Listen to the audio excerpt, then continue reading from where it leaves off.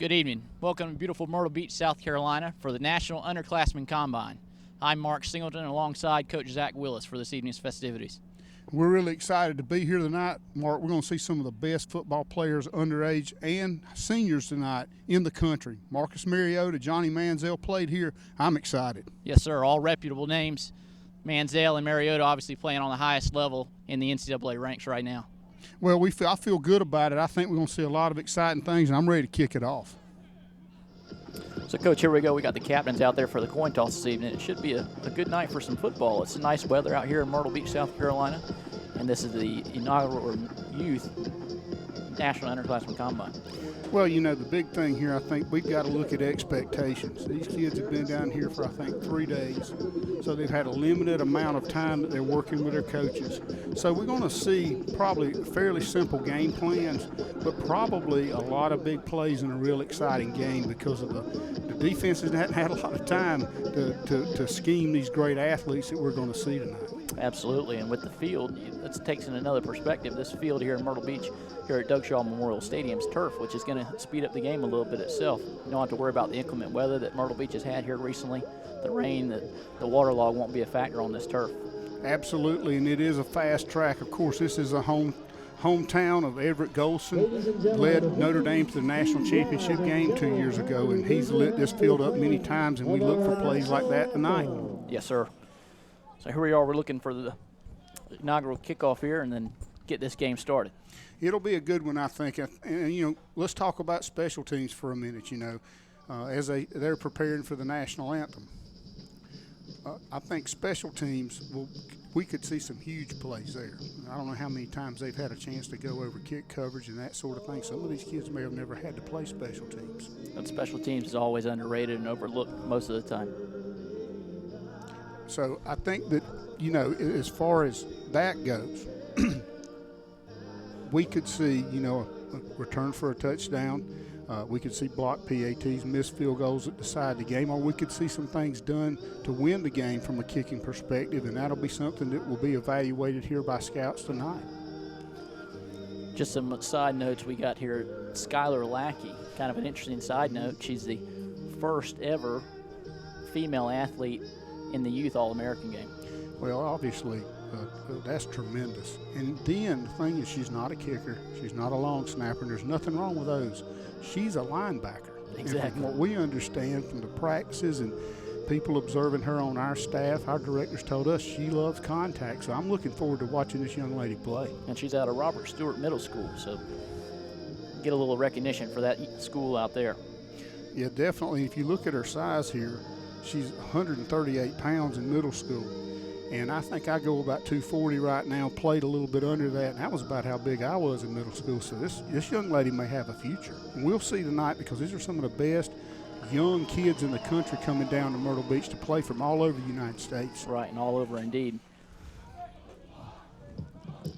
Conclusion, the national anthem teams are getting ready to get this game started. So I'm excited to see the contact. I'm excited to see the level of physicality that these two teams bring to the field. And the real key right here for the kicking team is they've got to be able to come down and stay in their lanes. Lane integrity is a huge issue on kickoff coverage, and if you get a seam here, and I'm sure we've got talented, skilled people to return this ball, you could see a big play. So as you're watching at home on TV, can these young kids stay in their lanes as they go down, and we'll be keeping an eye on that. It'll be interesting to see how our kicker does, and it'll be, I think, a big deal to see how these young kids handle the pressure of playing in an All-American game at such a young age. And that's also going to be a credit to their lane integrity based on the coaching that they've received over the past 3 days here. Obviously, they're away from their hometown coaches, so they're interacting with new coaches and new faces unfamiliar to them. So if they can maintain that lane integrity, it's going to be imperative for their success on either kickoff return or kickoff. You know, and you were known for your special teams play down at Coastal Carolina, so you know just how important that is and just how big a deal special teams can be. I was a former special teams coordinator on the Division I level, so it's a big focus for us, and you at home hopefully will take a look at it. Oh, we got a little quick onside almost. Recovered there. Nice little way to start the game. That might be a little credit to some Chip Kelly offense starting out special teams there. It sure looked that way. It's a smart play. Jackson Barletta, I think, recovered that one, and good job fielding the ball and covering up with it. As they come out and they get their play ready, the officials are beginning to set the ball down and get it going. Skylar Lackey was the kicker there on that play.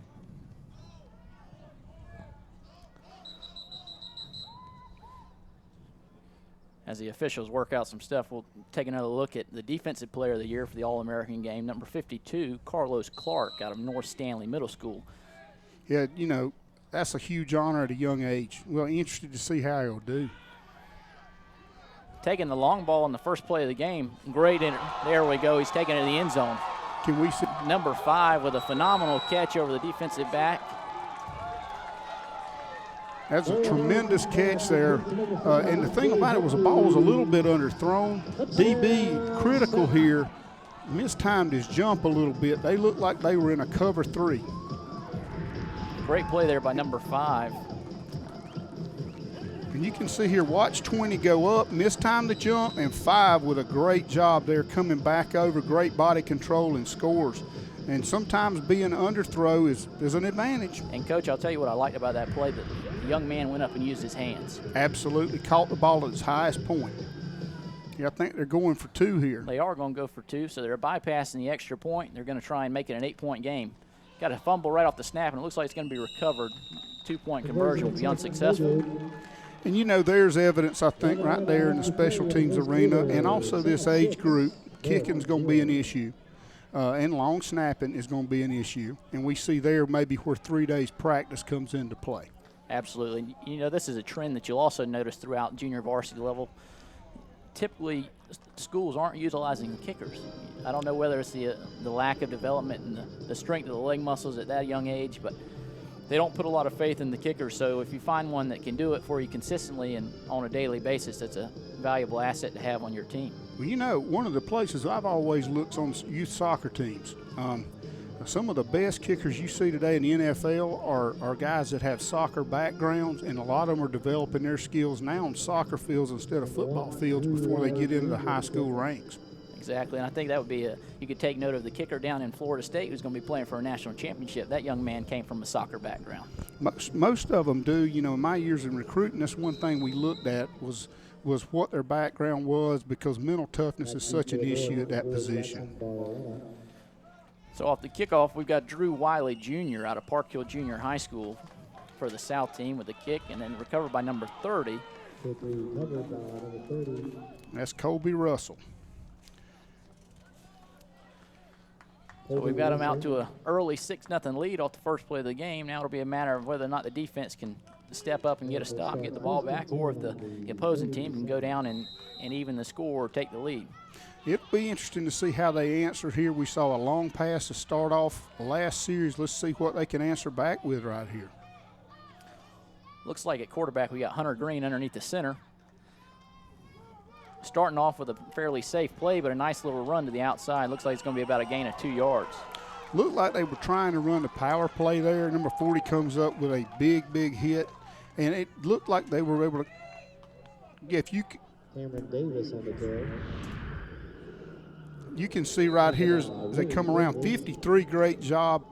And then the pursuit right here is 40 plays off of a block and does an excellent job there. And a second note on that, Coach, is the team tackle that went on there. First man got to the ball carrier and stood him up, and rather than the defense standing outside, they came and pursued the ball and made a solid tackle. No doubt. Good fundamental football to start the game. So it looked like for the North squad, they're going to come out under center for the first 2, and we've got a slight fumble there, but he's got to make a nice little gain out of what would have been a botched play and pick up another 3 yards. Well, Hunter Green looks like he's got some strength to him. He's a quarterback right now for the North squad, and actually gained, 3 yards, as you said, on the play on a botched snap. That's always a positive note when you can take a bad play and get some positive yardage out of it. But definitely. They're definitely coming out 3 straight plays underneath center in that power set, as you were talking, Coach. So let's see what they can do. Looks like he's going to look for a nice little pass. He's going to have the first down and could have some more. Great tackle on the outside there by 34. With Jaden Lacey on the reception there, and again, catching the ball out away from his body. I tell you, these kids really are as advertised here as far as talent and skill level go. For young talent, very impressive with the use of the hands. You know, too many times, especially myself playing defensive back, you see the receivers try and utilize their body to make the play, and the body tends to lead to 2 things. You're either going to bounce it off your shoulder pads, or it's going to make for an easy breakup when the defender comes in for the tackle. So when they can go out there and secure it with their hands, it's a great offense, great way to have it. It's a big plus. There's no doubt about it. Keeping the power set look, he's going to hand it off to number 2. Looks like he's going to pick up about 3 yards before he's brought down by a host of defenders. Hopefully here, offensive line got a great push there. He didn't get hit until he was 2 or 3 yards down the field. And they're actually running the inverted bone, as you can see. But look at that hole. And good run there, big 36, 75, powering down in there, picking up, I think, about 3.5 yards. It's always good when you got your big offensive lineman up front working downfield. There's no doubt about it. You know, that's an advantage, and it looks like the North has a very balanced attack going right now. Not a big play yet, but very balanced. I formation. I formation. You got your receivers out to the weak side of the field, so this will be interesting to see what they do with this. Looks like he's going to look for his pass, and he's a little thrown on the outside, but we've got a nice little flag there. It could be defensive pass interference. You know, looking at that, they're trying to run those 2 receivers into the boundary to try to get the strength into the sideline. And I would look for them to go up top with a tall sweep or a run here out of that same formation here coming up. Right there, well, I tell you, they're calling the pass interference awful close. That was a little close, Coach. Number 40 did a phenomenal job of getting in there and making a play, breaking on the ball, but yeah, that was a tough one for him. He's making himself known. Looks like a good young football player. Needs to stay aggressive. Morgan Ernst out of Knoxville Catholic High. The one good thing about the officials throwing the flag early is the defensive back especially. You get a feel for what the referees and the officials are going to call, so you know what can go and what can't go. Exactly. Once again, another great job by the defense there gathering around the football. Yeah, for a little fullback give, we call that the belly play. And they're giving that fullback some love. You need to always give him. He's going to be your tough guy here. And you can see he's in the game as a single back here, and up the middle he goes. Good job there. Good power run, but, again, good gang tackling. You've mentioned that several times, and good fundamental play by both sides right now. 2nd and about 8, I think, on the right hash. So the North is here driving. They're trying to even the score. The South is currently leading 6-0 after a failed 2-point conversion. We'll see if the North can continue to march down the field as they've done so far. Now they're going twins up top here. I formation again. They're utilizing the space and the hashes in between them, and I like that in regards to passing. But, wow, great play there by number 1, the quarterback there. He did a phenomenal job of turning something out of nothing, really and truly. Green, the quarterback for the North squad he's a polished kid for a young guy. He throws it well. He's got great pocket awareness. I mean, you watch him here picking his way through. He's being patient, explodes through the hole, and gets a first down. Well, a 3rd and 1. I thought he had it. Tough spot. That was a tough spot, but what I do like about him, Coach, is his footwork. Mm-hmm. He maintains his balance underneath his feet, not letting his feet get out from under him, which enables him to make those plays where he has a botch play and he can make some positive yardage out of it. This kid's got a big future ahead of him, I think. Deciding to go for it on 3rd and 1, but looks like Green's going to take it himself and pick up the first down. Nothing wrong with that at all. Nothing wrong with that, and when you look at the pass protection here, this is really the key. He's not scrambling out of the pocket. He's actually coming up through the pocket. You can see here, they're not getting much push up front, and you can see he's got room to run here, and he's just got great awareness. You don't want to praise him too much, but they can't hear us right now. That's right. You don't want to put it on him too early, but he's definitely impressing us thus far. He's taking, like you said, he's taking nothing and making something out of it there. And that's something that you want in a winning quarterback, that ability to make the quick decision and execute what you need to once it's made very quickly. That separates the great ones from everybody else. And the execution without a mistake, without forcing the ball when you don't have to. Exactly. Take what the defense gives you. They're in that inverted bone again. They like this formation, Coach, so we'll see if they can do something with it. Looks like we got a little probably motion. Early jump. I believe the left guard, one of the linemen up front, moved there. Or they may not have been set for a full second. We'll see. Yep, there we go, illegal procedure.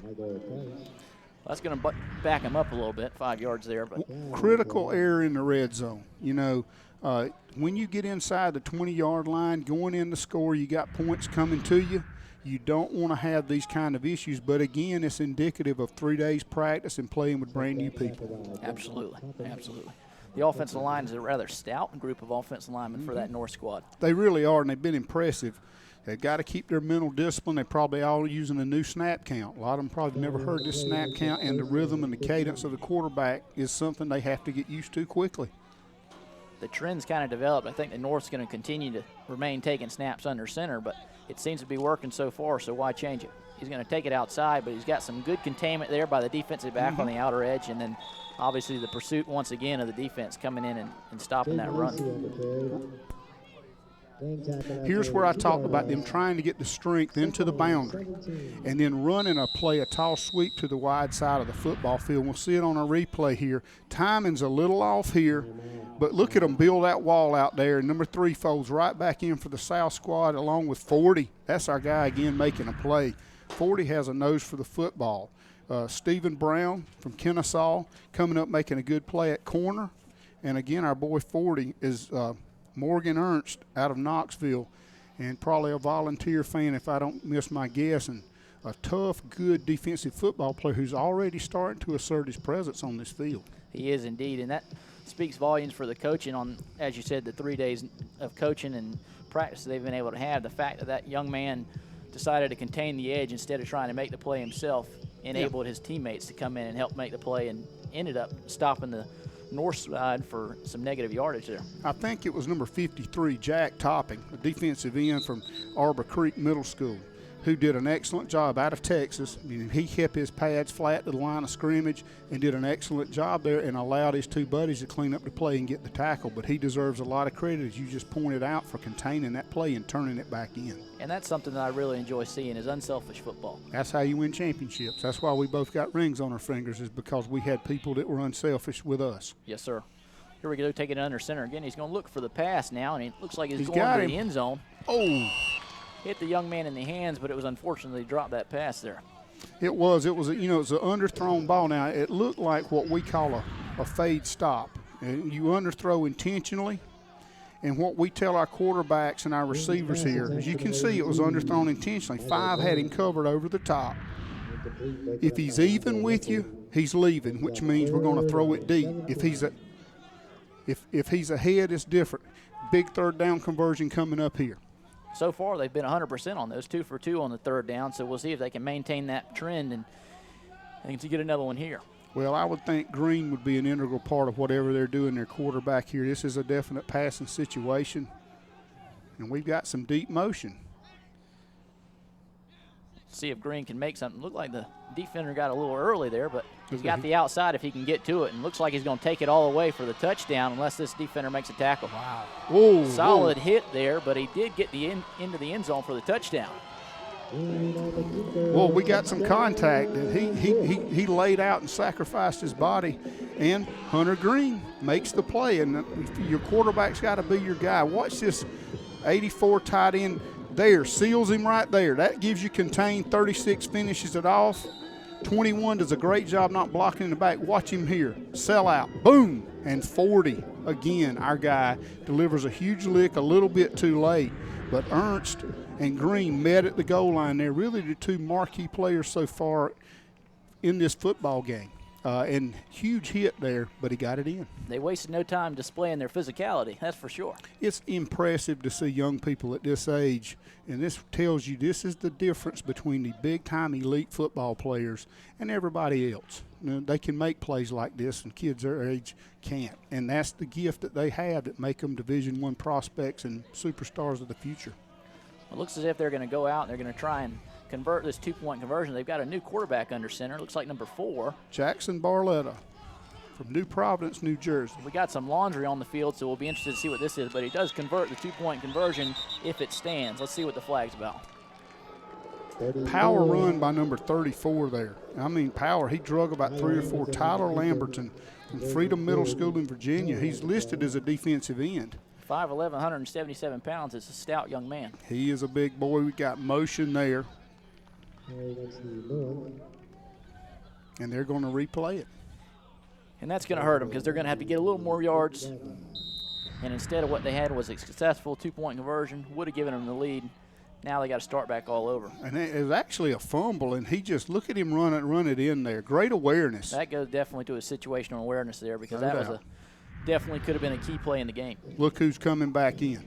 Number 1, Hunter Green. The main man himself so far. He's kind of reminded me a little Mariota action. He has, and 40's out. Ernst is out, I think, if my eyes don't deceive me here. They're not. He's out right now. So this ought to be interesting to see what happens here. Hunter Green, another laundry on the field there, but he is going to pass.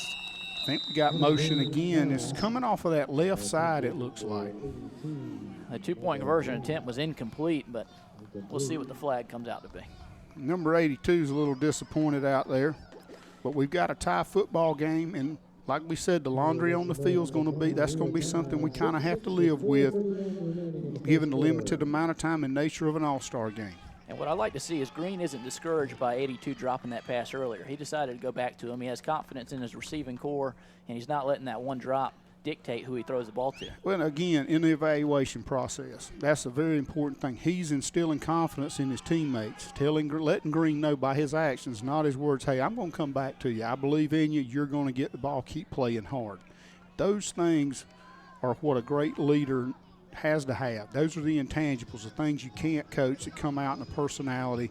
I watched a young man on this field many times, Everett Golson, who's at Notre Dame, be back next year, do the same sorts of things. And Marcus Mariota's been here, Johnny Manziel, and I think we're seeing at a very young age some very special players tonight. This is a lot of fun to watch. It is indeed. We got Lackey back out there on the kickoff. Wonder if we're going to get another little onside attempt. And we are indeed, or squib, recovered by number 44 there of the South team.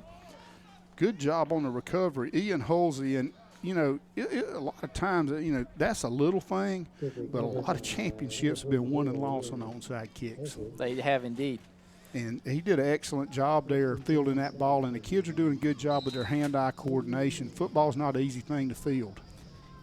They're not putting the hands team out there either, so that speaks volumes on that young man's ability to be an athlete. Absolutely. Press coverage here. Always good to see some press coverage, especially on the youth level. Let's see if they can cover the receivers. Looks like it's going to be an easy handoff right up the middle, but it's stuffed in the backfield there. Well, big number, I think number 36 there for the North squad just penetrated, did a heck of a job. And Jack. I said Jack Van Dusseldorp out of Jack Van Dusseldorp. Ventura Garner Hayfield. Well, we're going to be calling his name a lot. 6'3", 270. Whew, he's a load. He is indeed, and he had that key block on when he was sealing the edge on that touchdown earlier by the two-way North squad. player. He's going to take this one to the outside. Great job by the running back there, and he could break another tackle. Phenomenal run there, hard-nosed run, kept his feet turning as he was making contact with the defender and picked up another first down for this South All-Star team. Well, this guy's on my own name team. His name's Jordan Willis. There you go. Another one of those Willis boys playing football out there. Great cut here. Watch him bounce this outside here. Great job there, chicken fighting on the edge. Good hard run, lowers his shoulder, doesn't duck out of bounds, dragging people all the way. Dragging people all the way and covering the football on contact. It had the ball in the right arm, good fundamentals, the ball tucked toward the sideline, which you don't see a lot anymore. You don't. It's very important. Too many times guys carry it like a breadbasket now, but he maintained that high and tight posture and did a good job picking up that first down for the South All-American team. We got an unbalanced line here, and they got a timeout. Must have been a look that the coaches weren't comfortable with, so they're going to bring the South over and discuss it and try and set them up in an advantageous way. It looked to me like they didn't have enough guys on the field. They were missing a guy and trying to get him on the field, and rather than get the delay of game, which they don't want to do, they just used a timeout, which was a good move. Good move by the coaching staff, avoiding that 5-yard penalty. It's impressive to me to see the number of formations they're using tonight on offense. You don't see that very often. In an all-star game, they kind of, for lack of a better term, dumb it down. But these kids are obviously have a lot of football awareness, what we would call in the business a high football IQ. And they've been able to line up. That was tight trips in a gun formation, which looks unbalanced. And they've used that, and they've used a tight end also to the weak side and looking like he's a tackler. And hopefully we'll get a shot of that later. I'll try to catch it and point it out. But there's some pretty good coaching going on from a formational standpoint right now. The coaching staffs themselves are accumulated from a wide variety of schools and coaching, but I know there's some former high school talent you might be familiar with on the sideline there. Rasheed Goss used to be a standout player for Conway High School locally. Here's a big play, and again, they go out of the unbalanced formation, the twins over formation. Nice throw and catch there for a first down. Great catch by number 81 on the South team. Looks like that's Jalen Roach out of Gwinnett Chargers, Georgia. Wide receiver, 5'6", 120 pounds. Again, catching the ball with his hands, out away from his body, ran a solid route there. But getting back to Rasheed Goss, coming out of Conway, South Carolina, a place you know a little bit about. He was a load in high school and a great player for Coach David Bennett down at Coastal Carolina. He was a load indeed. I think he walked around about 230 pounds, and on the high school level, that's a hoss. Oh, no doubt. Here we go. The South decided to keep it himself, a little read option action. Number 12 with a good run, but he's going to be stuffed. Might have picked up one if they give him a good spot there. I tell you what, number 30 there for the North squad did an excellent job of being disciplined. Cameron Davis out of North Stanley up in North Carolina. Excellent job here on the read option. He's playing flat here. As you can see him chasing him, and number 9 coming up and finishing it off. That's great defense right there. Great defense indeed. Good pursuit of the ball, good angles taken. You're able to make the play when you take the right angle. Oh, no doubt. And they're building that wall like we always talk about, staying square to the line of scrimmage. Very impressive to watch these kids play football. Another read option action there. That's going to result in a loss of almost 5 there with a phenomenal play by the, looks like maybe a defensive end or a linebacker came in and made that play. It was Tyler Lamberton, who we saw down the 2-point conversion, have that great situational awareness you referred to, Mike, and they're pushing them back. And part of the problem here is I think old big boy up the middle there, number 36, Jack Van Dusseldorfer, is dominating the inside and allowing his defense. One guy basically along with big 92 in there. Those are some huge kids for that age group. Indeed. And the defensive ends and outside backers are just sitting on the quarterback pulling. Let's see if they can keep moving down the field. They had that one penalty early on. Now they've kind of pinned themselves in a bad spot here with a sack and a play action. A little play action, and he underthrows it a little bit. Oh, late flag there. Let's see what the flag comes in, but had that ball been thrown on the money, that could have been a first down, if not a 4th and 1. But definitely the seam route was there. 81 on the seam route. He has caught one earlier in the game, a little out route. This was a seam route, and it's a tough throw for any level. I like the routes that 81's running. He's running clean routes. Now it's just a matter of feeding the ball in the right position. This may be a penalty you want to refuse here. I don't know. With the kicking game being what it is, he had illegal linemen downfield. So they're going to refuse it, and we're going to bring up 4th down, and I guess about 17 if my math's right. Looks like it. I don't think they're going to kick. I think they're going to go for it. Well, they're in position to do that, and here's where you look for old number 5 again to come out and do some damage for him. He hadn't seen the ball since his touchdown. Number 5 out of there would be looks like E.J. Humphrey. Yeah, he's a South Carolina boy right here in the Palmetto State. And they've backed off of him. They're giving him a big cushion over there. But I tell you, if it's me, I'm throwing the fade route or post to him depending on how they line up here. And if I'm on the defense side of the ball, I might have me a safety over top helping out after that long ball. I agree with you. They're not looking at him. Down he goes. Great play there by the defensive tackle. 92. Those boys, you know, his Christian Love. Now, he's from Detroit Country Day, not far from one of my old homes, East Lansing, Michigan, when I was a Michigan State Spartan. He may be sweating out there. He might be a little warm. This temperature here in Myrtle Beach tonight, probably in the 50s right now, is definitely a little warmer than he's used to, so he might be enjoying it. Well, you know, the thing that I'm seeing, the trends coming out early here, the defensive tackles, are for the North team are dominant right now. Those two big boys have dominated up front, and the South's got to figure out a way to deal with them. It's becoming a trend that the flags come out on the field. Great job avoiding the tackle there and making something out of what should have been a tackle of short yardage. Instead, he bounced off the would-be defender and Cameron takes it for Davis. a first down. That's Cameron Davis who made the great play on defense. These kids are going both ways, which is excellent evaluation tool for a college coach that may tune in and watch this game on TV.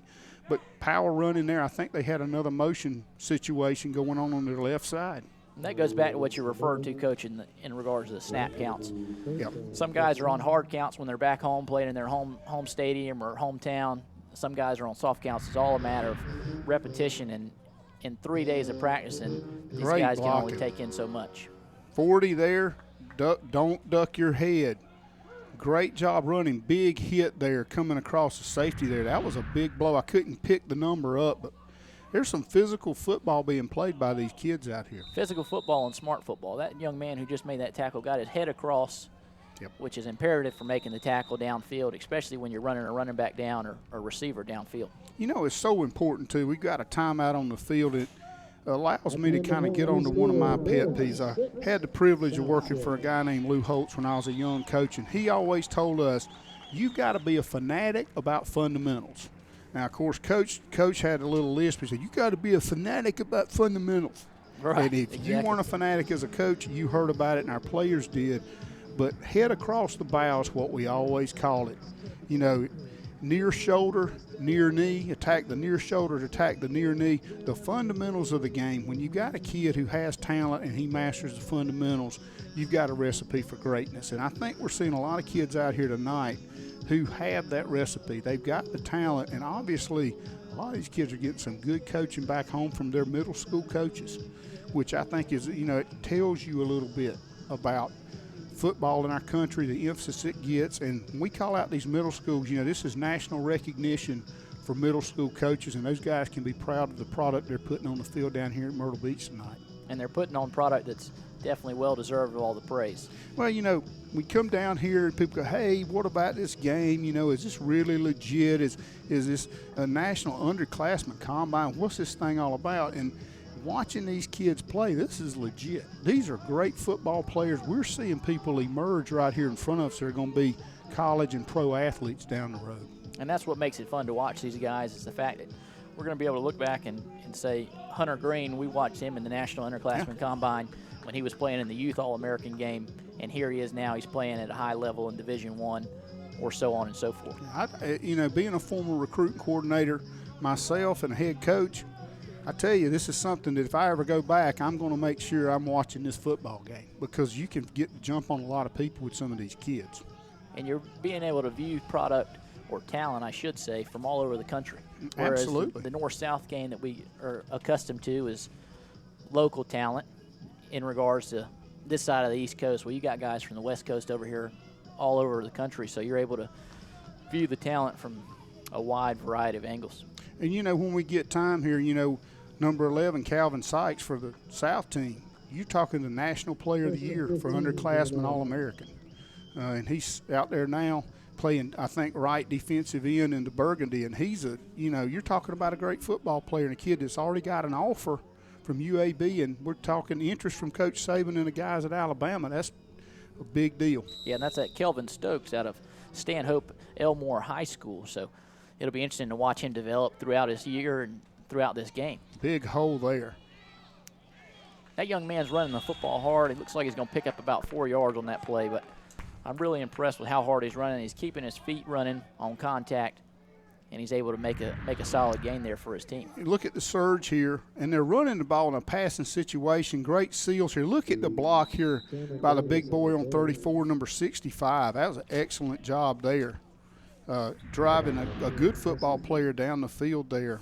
Logan Chandler from North Stanley, North Carolina. Nice job, Logan. We got him back under center now for the South. Counter. Not a bad little pickup there on second down. We got Laundry on the field again. Another flag comes in. Yeah, this is a late one. This may be in the realm of personal foul or holding, base or maybe a face mask. When they come out at that point in the play or the conclusion of the play, let's see what we got. Dead ball, personal foul.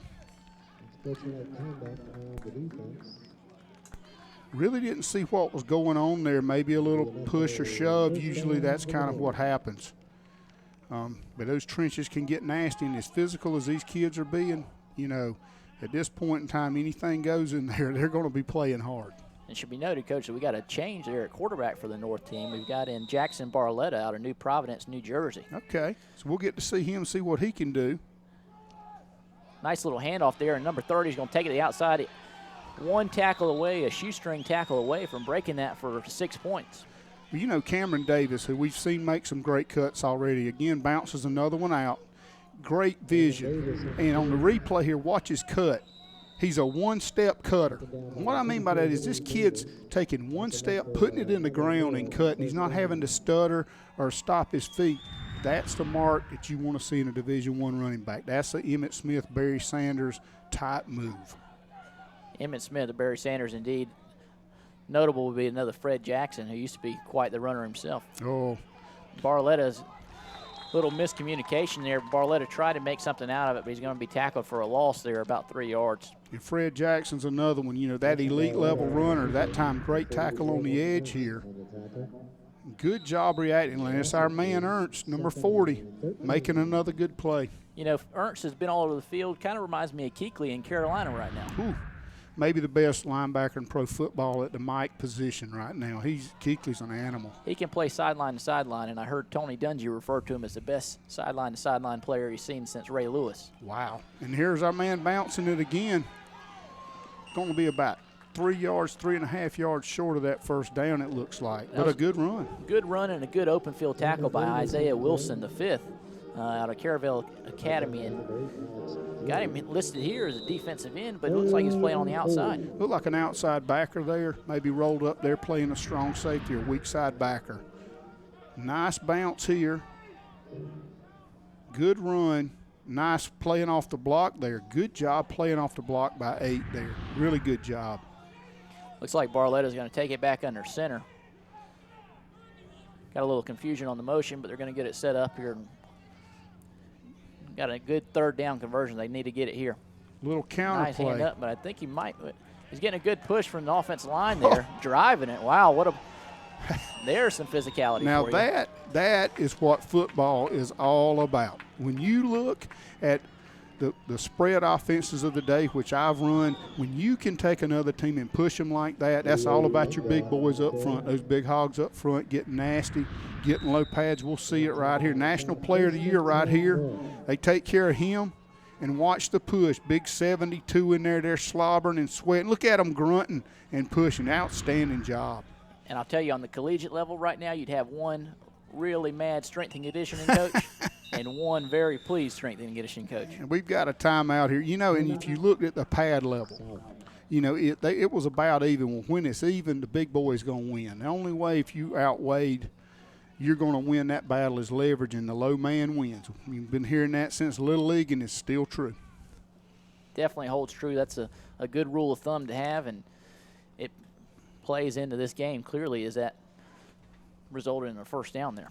You know, the offense here has been using some misdirection. They've been using a little bit of split back look to run some West Coast running plays with the fullback leading the tailback, and they're trying to get it out on the edge and bounce that thing. And it'll be interesting to see if they have any bootleg play action off of that coming up, because that would go big if they get their quarterback out on the edge. And we hadn't seen Hunter Green. I think this is Barletta's series. And, of course, he's driving them down the field, doing a really good job, aided by that personal foul. He is doing a good job of taking over the realm for Green, and I can appreciate the fact that they're giving everybody an opportunity to come in and showcase their talent, especially in this All-American game. Everybody earned the right to be here clearly throughout their high play, throughout their regular season, and now they're here able to impress those in attendance. Well, there's no doubt, and kids are playing offense and defense. This is a recruiter's dream. The founders of this game have set it up to truly showcase the ability of the kids.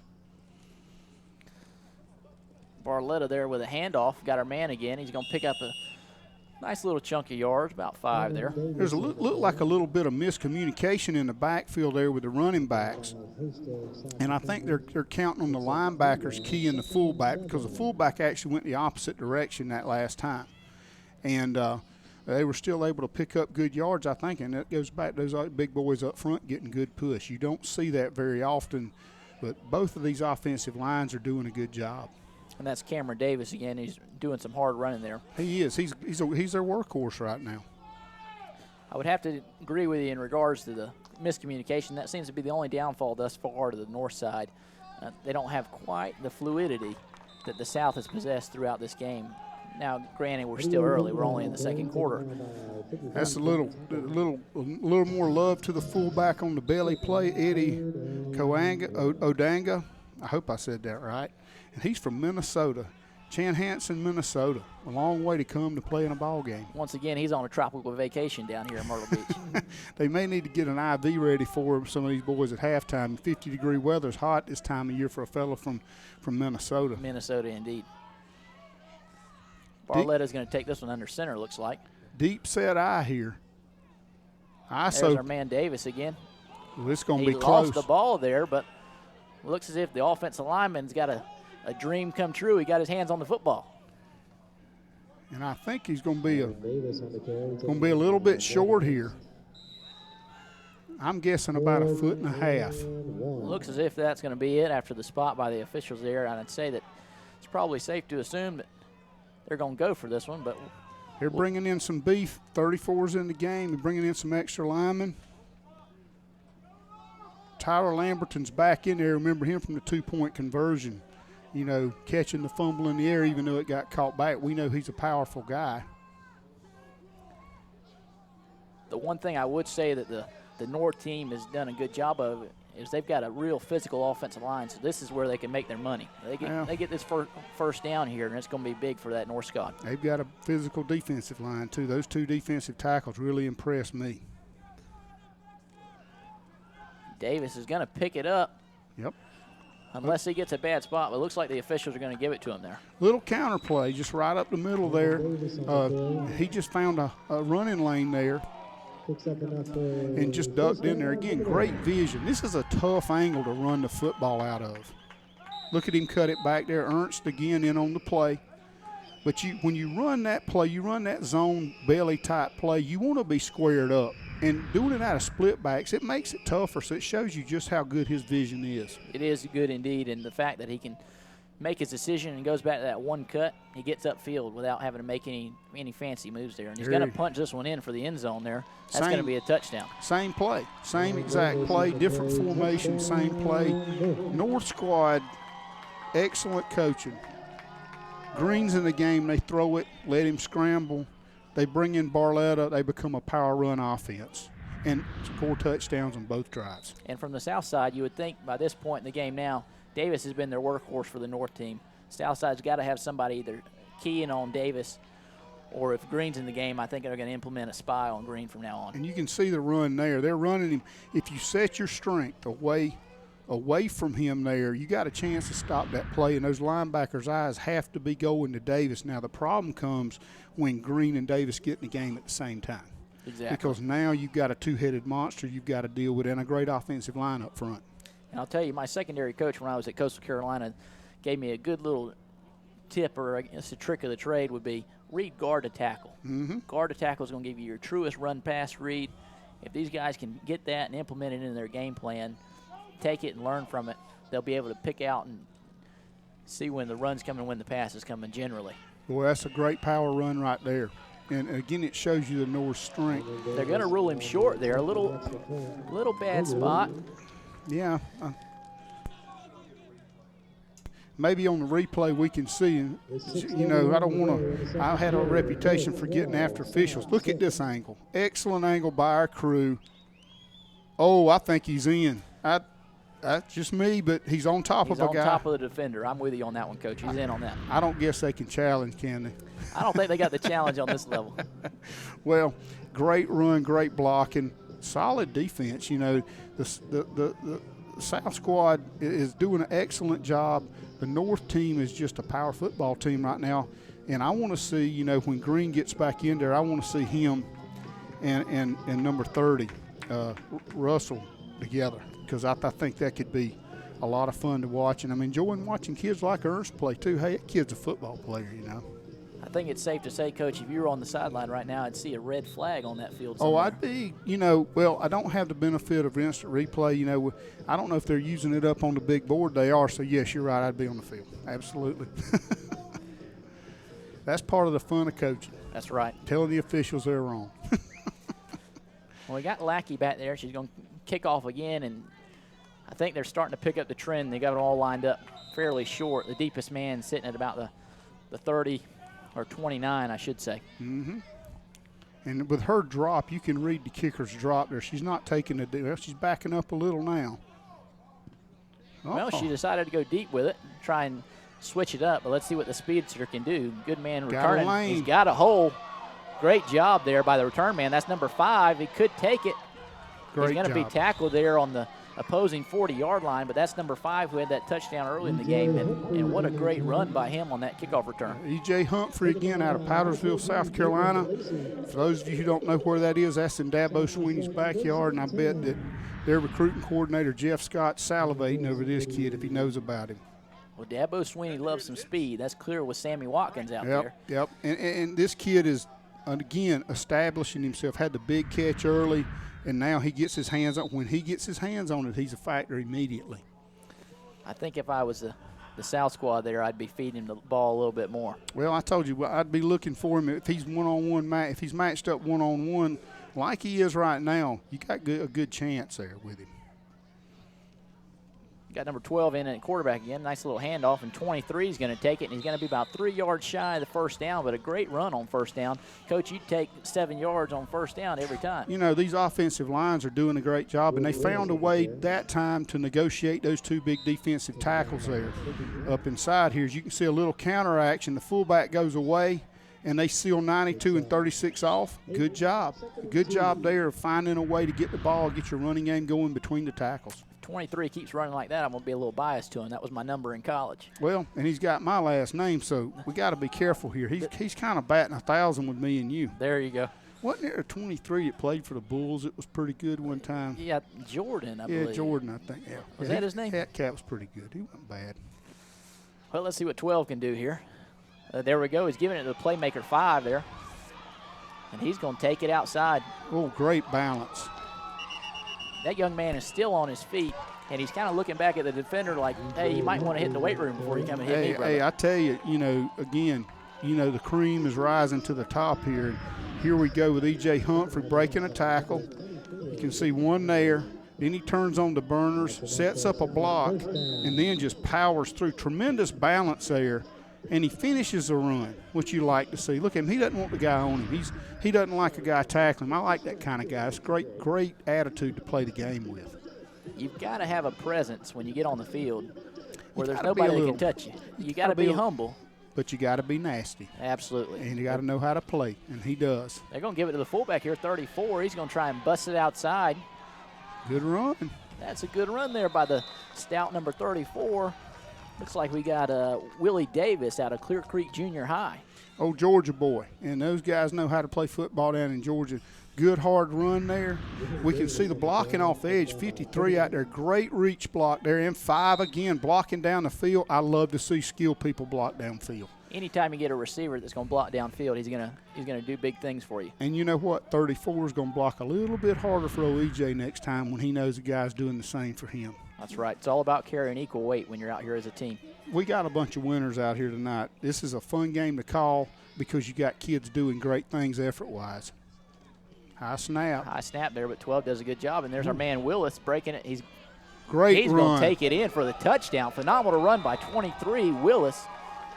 Hey, you want to talk about big-time effort, big-time runs. We just saw as good a run as you'll see on Sunday afternoon on the NFL. Jordan Willis, Mendenhall High School, like it says, out of Mississippi.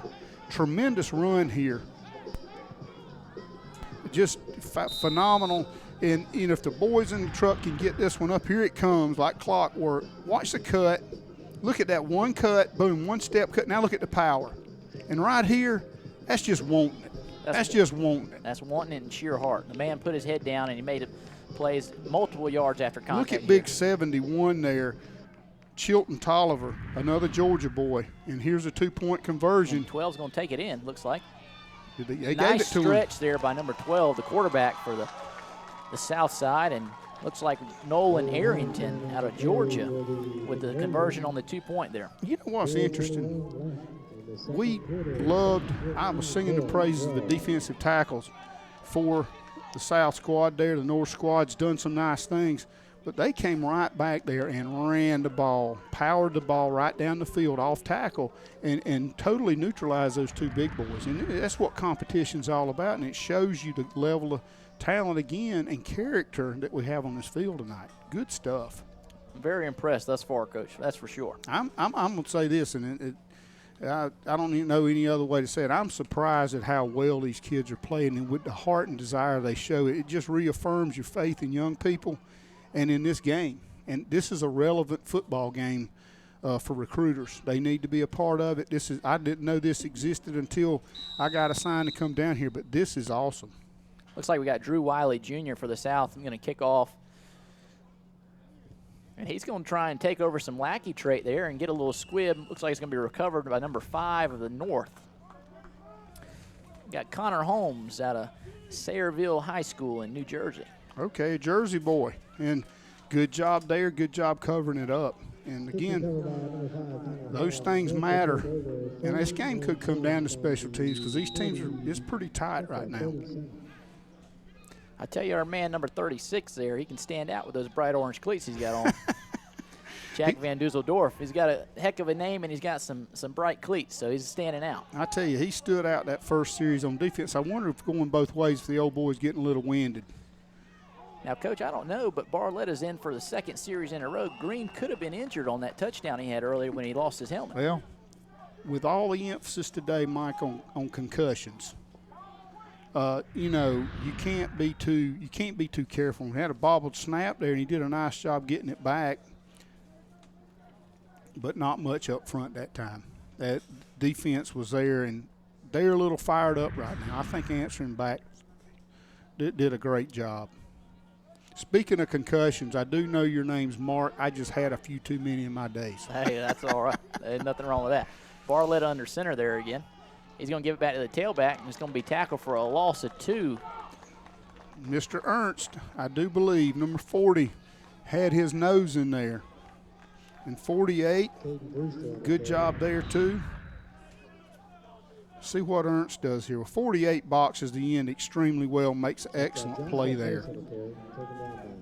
48 for the South. We've got him as Kyle Bilodeau out of Chickahominy Middle School. Look, he's built to play defensive end. Look at him.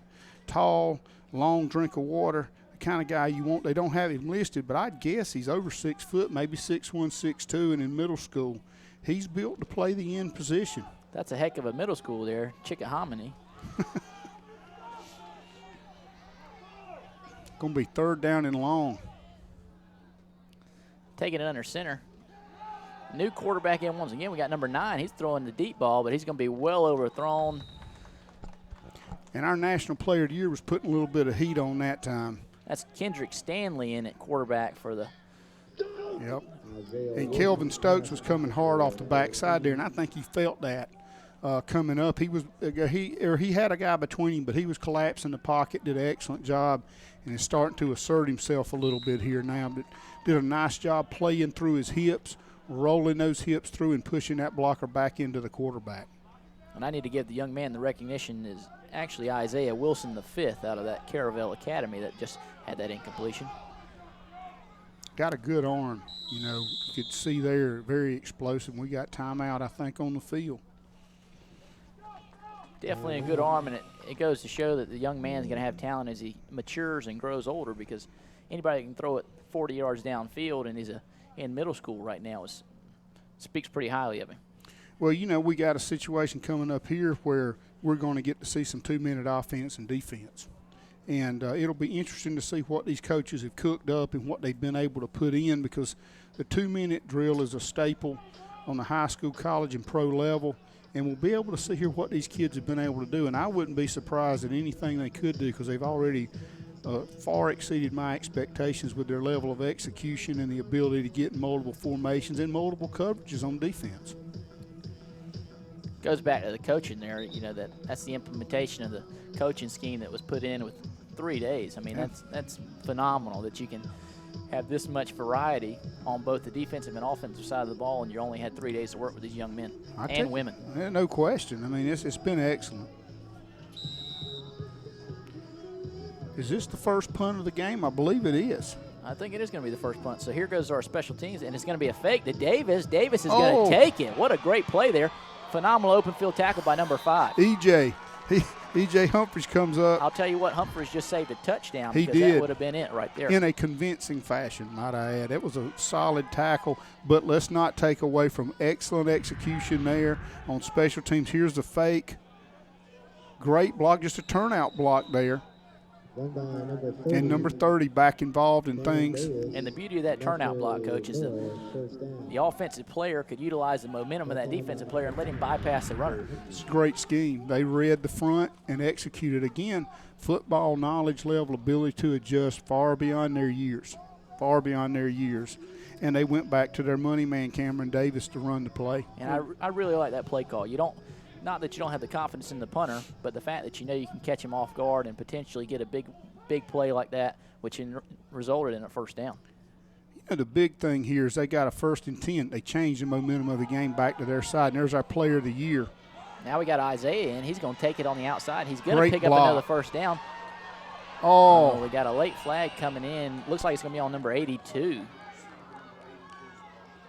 well, hopefully – you know, I was looking dead at that, and that was a borderline call at best. He actually got 2 guys. Great awareness here. There's number 82 there, Micah Jones. And right here, you'll see, I don't know if you can see Micah or not, but there's the second block. The first one was a crushing blow and a good run there, way to finish the run, but costly penalty here, and it was a tough one. They still get 5 yards out of the play, though.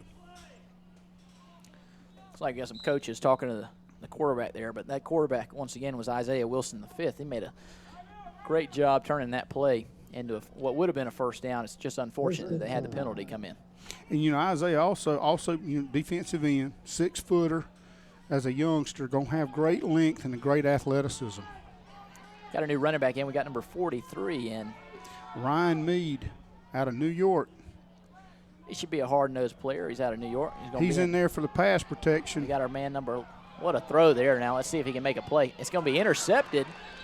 Intercepted by the South. A little underthrown. But great job there by the defensive back securing that interception and bringing it down. Looks like it's number 3 for the South. Yes, Stephen Brown out of Kennesaw Mountain, Georgia. And you can see here pressure there from our big boy out of Alabama. And here's the interception. Great job there catching the football with a hand in your face. And here's the pressure.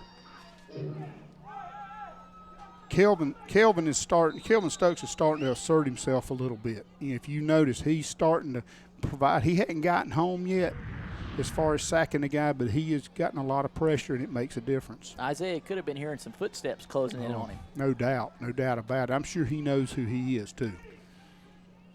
Well, we're going to bust it outside to our playmaker, number 5 there. Great and block. He has got the field open. He's going to take it all the way unless he gets a good angle there. He's gone. This is a touchdown, ladies and gentlemen. And great block back down the field. Great block down the field. Hopefully we can see it on the replay. This was going to be about a 15-yard gain. And we had a block out there on the edge. And I don't want to give credit before I didn't see the number here. But it's an excellent block here, excellent block up top. Might have been a little bit of a hold here. And I'm sure he'll run past this wide receiver. And we can't quite see him on our screen, but it was an excellent block, and it's worthy of mention there. And again, this E.J. Humphreys is establishing himself as a star in this football game.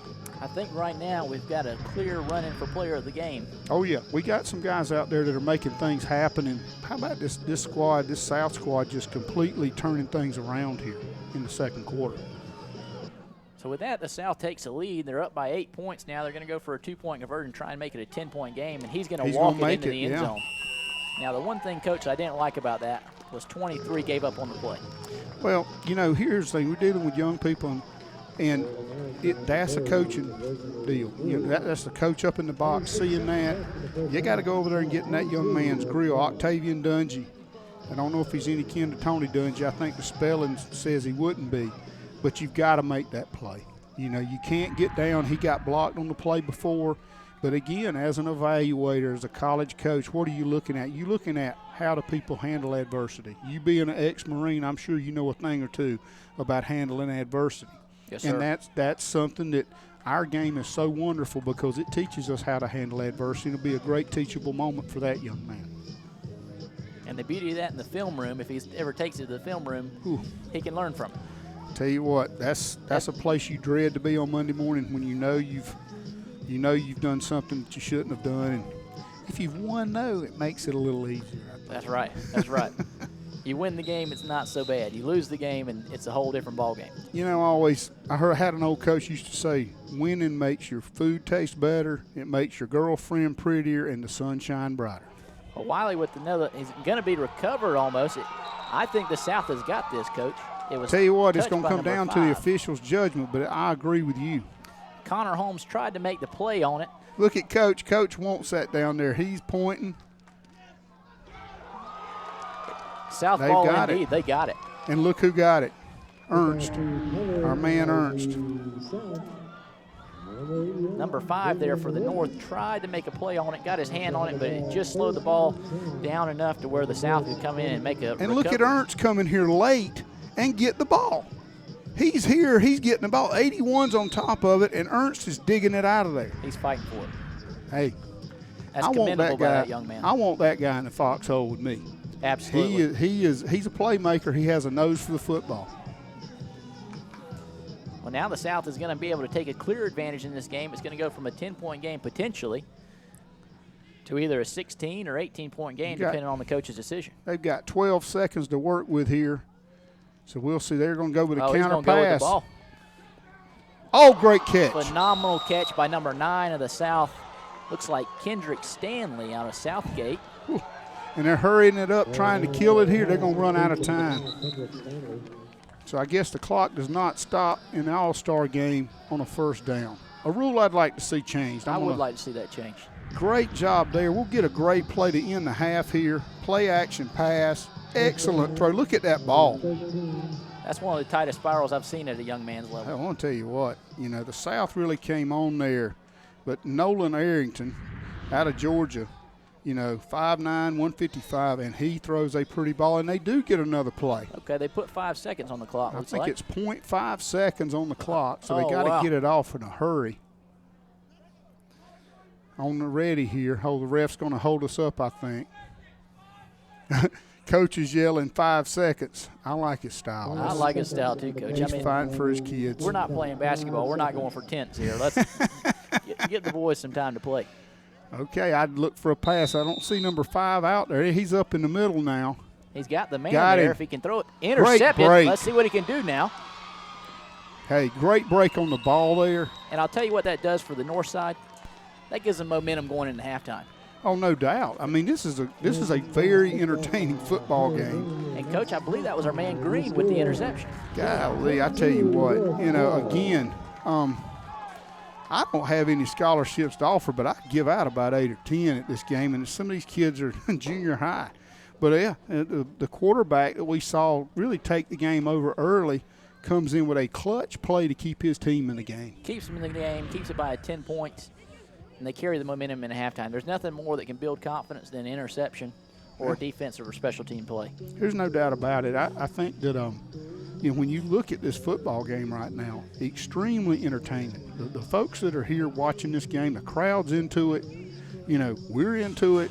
It's definitely not a yawner, and we've seen some tremendous displays of not only athletic ability, but good fundamental football, good coaching, good scheming. We've seen a fake punt. We've seen an onside kick recovered, so special teams have been a part of it. Yes, sir, indeed. Now, Coach, if you're coaching the North right now and you've got your players huddled around you, what do you think he's saying to them? Well, looking at my roster, I'm going to look at, okay, Hunter Green, he's got to play. We've got to feature him. We've got an offensive line that's physical. They can mash people a little bit. We may need to spell our defensive tackles a time or two because when they're fresh, we can be dominant on defense. Here you go right here, number 30. You got to feed him the football. There's a great run there. They were really rolling right there, and he's got great vision. That's our man Davis, and here's our man Willis. Willis. How can I'm not? And that may be the play of the effort there. And then here's Humphreys. I mean, holy cow. And a great block again we can't see. But for the young people watching, great athlete running down the field, sprung by a great block by an unselfish teammate. And it's hard to tell, but he looks like right now in middle school he might be a 4 or 5 kind of guy. And there's Willis laying a key block. Key block on the touchdown there as they run that one in to go up by 10. Here's the special teams gaff. And my boy Ernst, you got to love this kid. I mean, he took it from his own guy. He wanted that football. He wanted his hands on it. Great job here. And here's our big defensive end, and I like this kid. 48, Kylie Bilodeau. Yeah, I mean, great play. And there's our player of the year, Ernst, player of the year behind him, 11. They're trying to stay away from him, I think. And I think that, if you watch it, they're right-hand dominant on the North team, staying away from him because he is a dominant force out there. Well, and if you're playing against a young man who's committed to University of Alabama Birmingham already, or has partial commitment and then interest from Alabama, you can't help but run away from him. That's not a guy you want to challenge on a nightly basis. No, not at all. Although I will say that, in the run game, when they ran right at him, they were able to have some success. Cameron Davis, Jack Van Dusseldorfer was doing an excellent job drive blocking him. Now, when you get him in space, you let a kid like that that's long that can run and play in space, he's going to eat you alive. He is indeed. So they've run away from him or they've run right at him. And where he really asserted himself was late in the half in the passing game with his pass rush. He was pushing that pocket away and throwing things off balance for the North squad.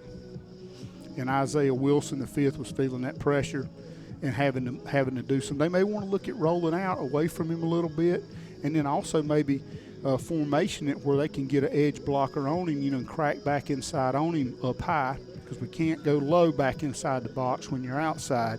That would be a way to neutralize him a little bit. But I think if you're the South, we've talked about the North and what the North needs to do. E.J. Humphreys and Willis are absolute studs. They've come in here and done a heck of a job. Willis is blocking, Humphreys blocking, and they're running. I emphasize the blocking first because we know what kind of athletes they are. But they're blocking for each other, making plays. I love what I'm seeing out here out of these young people. They're playing a complete football game. And that's what it takes to win. You got to play complete. You got to execute on the offensive side of the ball, defensive side of the ball, and the special team side of the ball. And they're clearly doing that right now. That's been evident with the fake punt, as you've already mentioned in your previous statements. And now we're seeing it in regards to the recovering of the kickoff. Mm-hmm. And I think effort, when you look at Ernst, there's a guy that's got great effort, knows for football, great effort.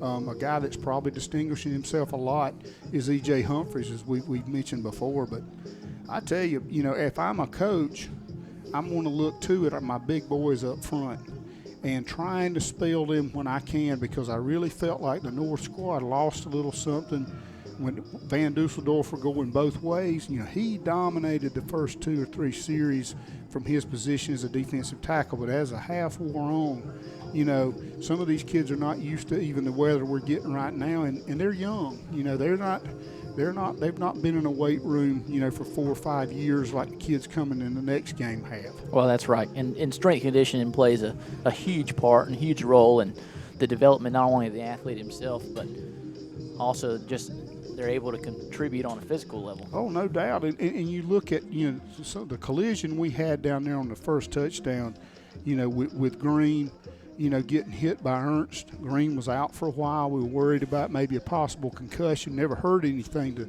substantiate that, but I think it was safe to assume they were checking him out with the helmet flying off like that. Then he comes back at the end of the half and basically saves the day for him with a key interception after playing quarterback and being phenomenal. Well, the quarterback, the one advantage he has, he can read it, that's for sure. And he made a great read, and he made that interception, which saved his team from going down by 16 or 18 points, depending on the outcome of a 2-point conversion. Well, when you talk about offense and defense, on offense, when you talk about the mental aspect of the game, you call it football IQ, the ability to make quick decisions, to make reads. If you're a running back or if you're a defensive player in general, we call it instinct because it's more about feel. And what we're seeing out of Green is the ability to do both, which is rare. he makes reads on offense. He goes through his progressions, and he knows when to tuck it and when not to, which is incredibly rare for a young man his age. And then he's got tremendous instincts at corner to make that play. Breaking it down from a analytical standpoint, as a recruiter, as a evaluator of talent, that kid's got a skill set that's pretty special at this point in his development, and you just hope that he continues to make good decisions and that he's got a strong foundation academically so he can maximize on the talent he's been given. And there's no doubt he's got some tremendous talent. He can take it and run with it wherever he wants, but it all goes back to the level of discipline that he possesses. So far what we're seeing, we haven't seen anything that would tell us. We had one loaf at the end of the half there. I think there was some discouragement with that young man, but I saw the coaches addressing him, and I tell you, I've been very impressed with them, with the job they've done. These guys aren't getting paid a bunch of money to be down here to do what they're doing. They're doing this because they love the game and love these kids, and that's nice to see. That's refreshing to see for me. And I think that some of the best coaching there is goes on the high school, junior high level, because they don't always have all-star teams, as you well know. In college, every college gets to recruit their players and pick them, and you pretty much can have who you want within a reason. You've got to attract them to your school. But these guys take the talent that they're given wherever they're planted as a coach in their community, and they develop it. And it's really showing right now because they've taken these elite athletes and really done a heck of a job in 3 days. And, Coach, going back to what you were referring to in regards to Green being able to maintain this as a 10-point game, you know just as well as I do, especially with your time there at Michigan State, not every game you're going to go into halftime with the lead. No. If you can maintain it to a 2-possession or a 1-possession game, the ball game is still there. On the collegiate level, obviously it's at 60 minutes. Here we're running 12-minute quarters, I believe. But the fact of the matter is there's still plenty of time on the clock for this north side to come out and make a game of it, if not come back and win the whole thing. Well, I know, mentioning my time at Michigan State in 2010, we were fortunate enough to win a share of the Big Ten championship and go 11-1. And I know we played Purdue one Saturday afternoon in East Lansing, and they came out ready to play. And I think we only had the lead about 8 minutes of that football game, but it was the last 8 minutes. Right. And we ended up winning the game, but our kids just kept fighting. They hung tough, and we played to win the football game. But it all goes back to we talked about earlier, the development of mental toughness. And I believe it's the bedrock and foundation for any successful sports endeavor, period. And it certainly serves us all better later on in life because we know that, sports should be a microcosm of life. We should teach our young people, especially in today's environment. It's extremely important that we focus, especially at the age group we're looking at now, on character development. And it all starts with mental toughness, being able to face adversity and overcome it. And what we're seeing here tonight with the competition we have are a group of young men who know how to stare adversity in the face, at least on the football field, and fight back. And I hope we see the same thing in the second half because that's what we want to see.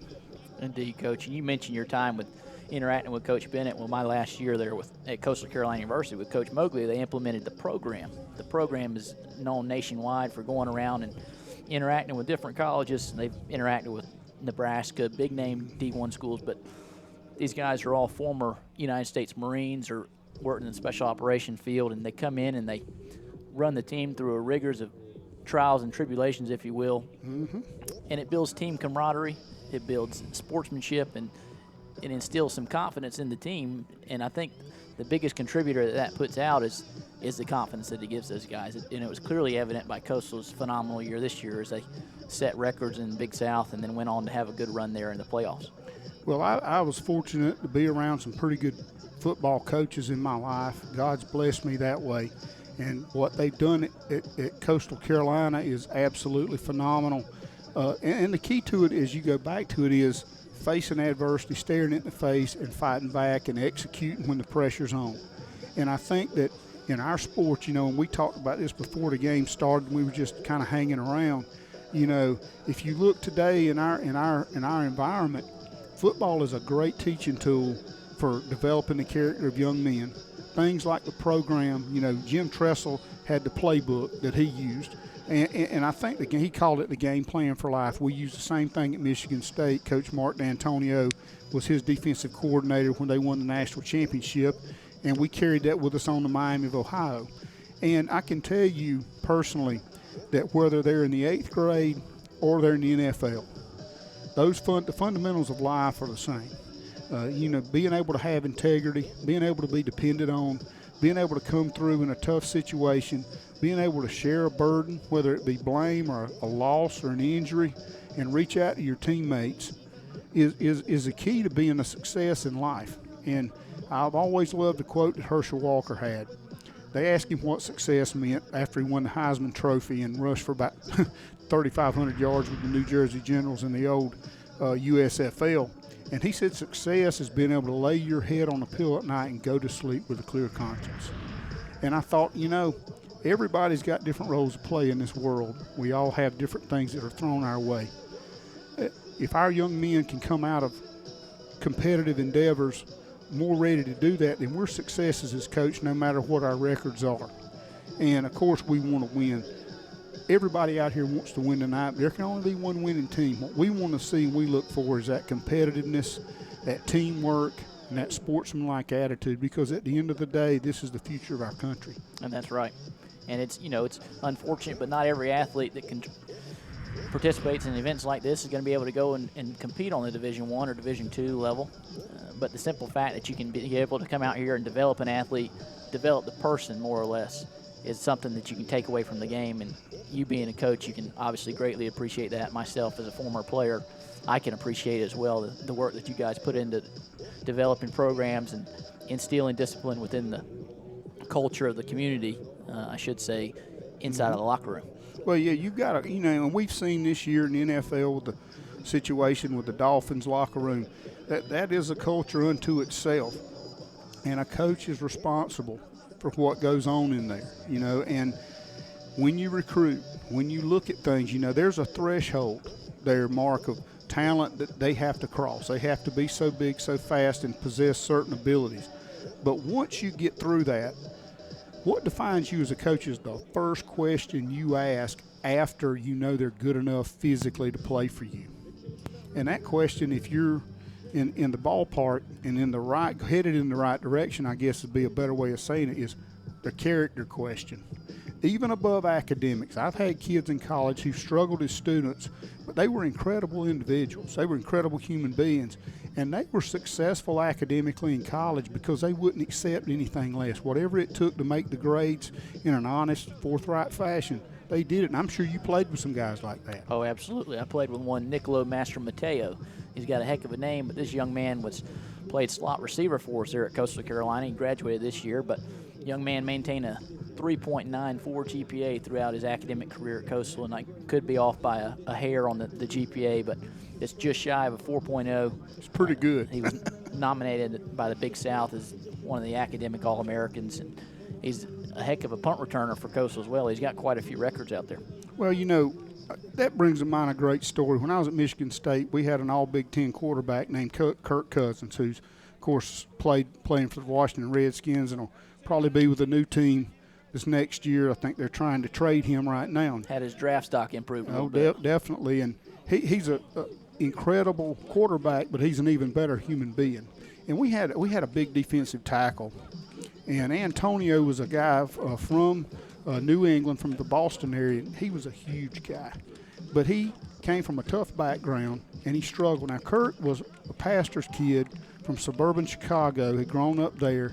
White guy, just very conservative. Antonio is a big African-American young man from a troubled background.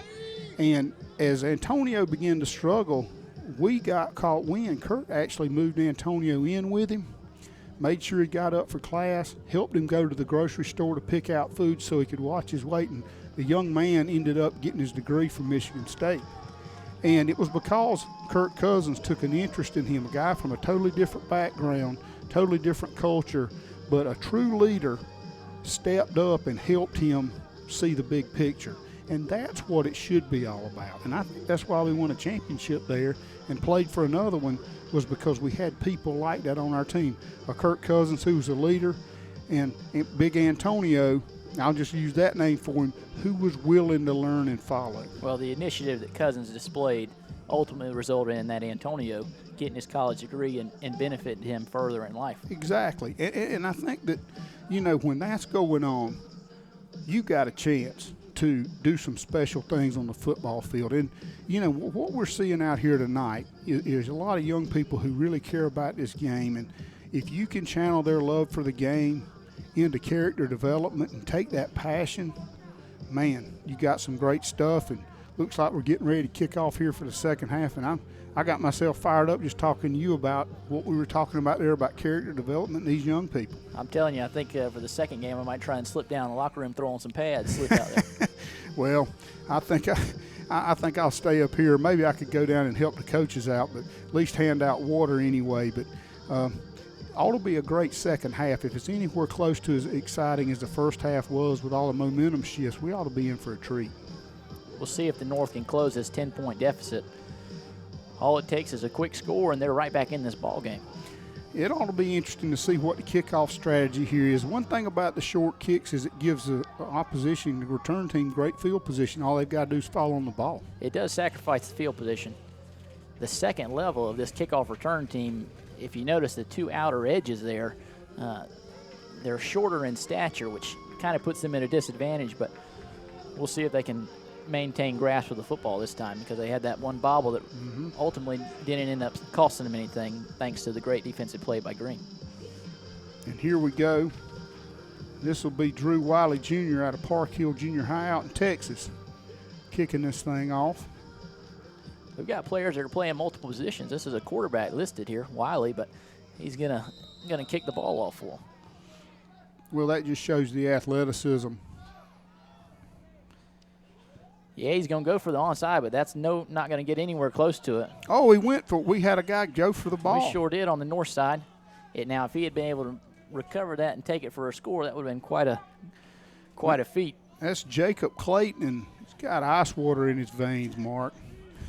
He had about 5 or 6 South guys around him, but he decided he was going to field that ball and had confidence in his hands, and he made a good play recover and gave his team some great field position. If you ever see coaches in the mall, in your local mall or the grocery store, and they look nervous or maybe they got gray hair or no hair at all, it's because of guys like Jacob Clayton, okay? That right there drives coaches crazy. Leave the ball alone. Love the result. Just the way we got there takes a few years off your life.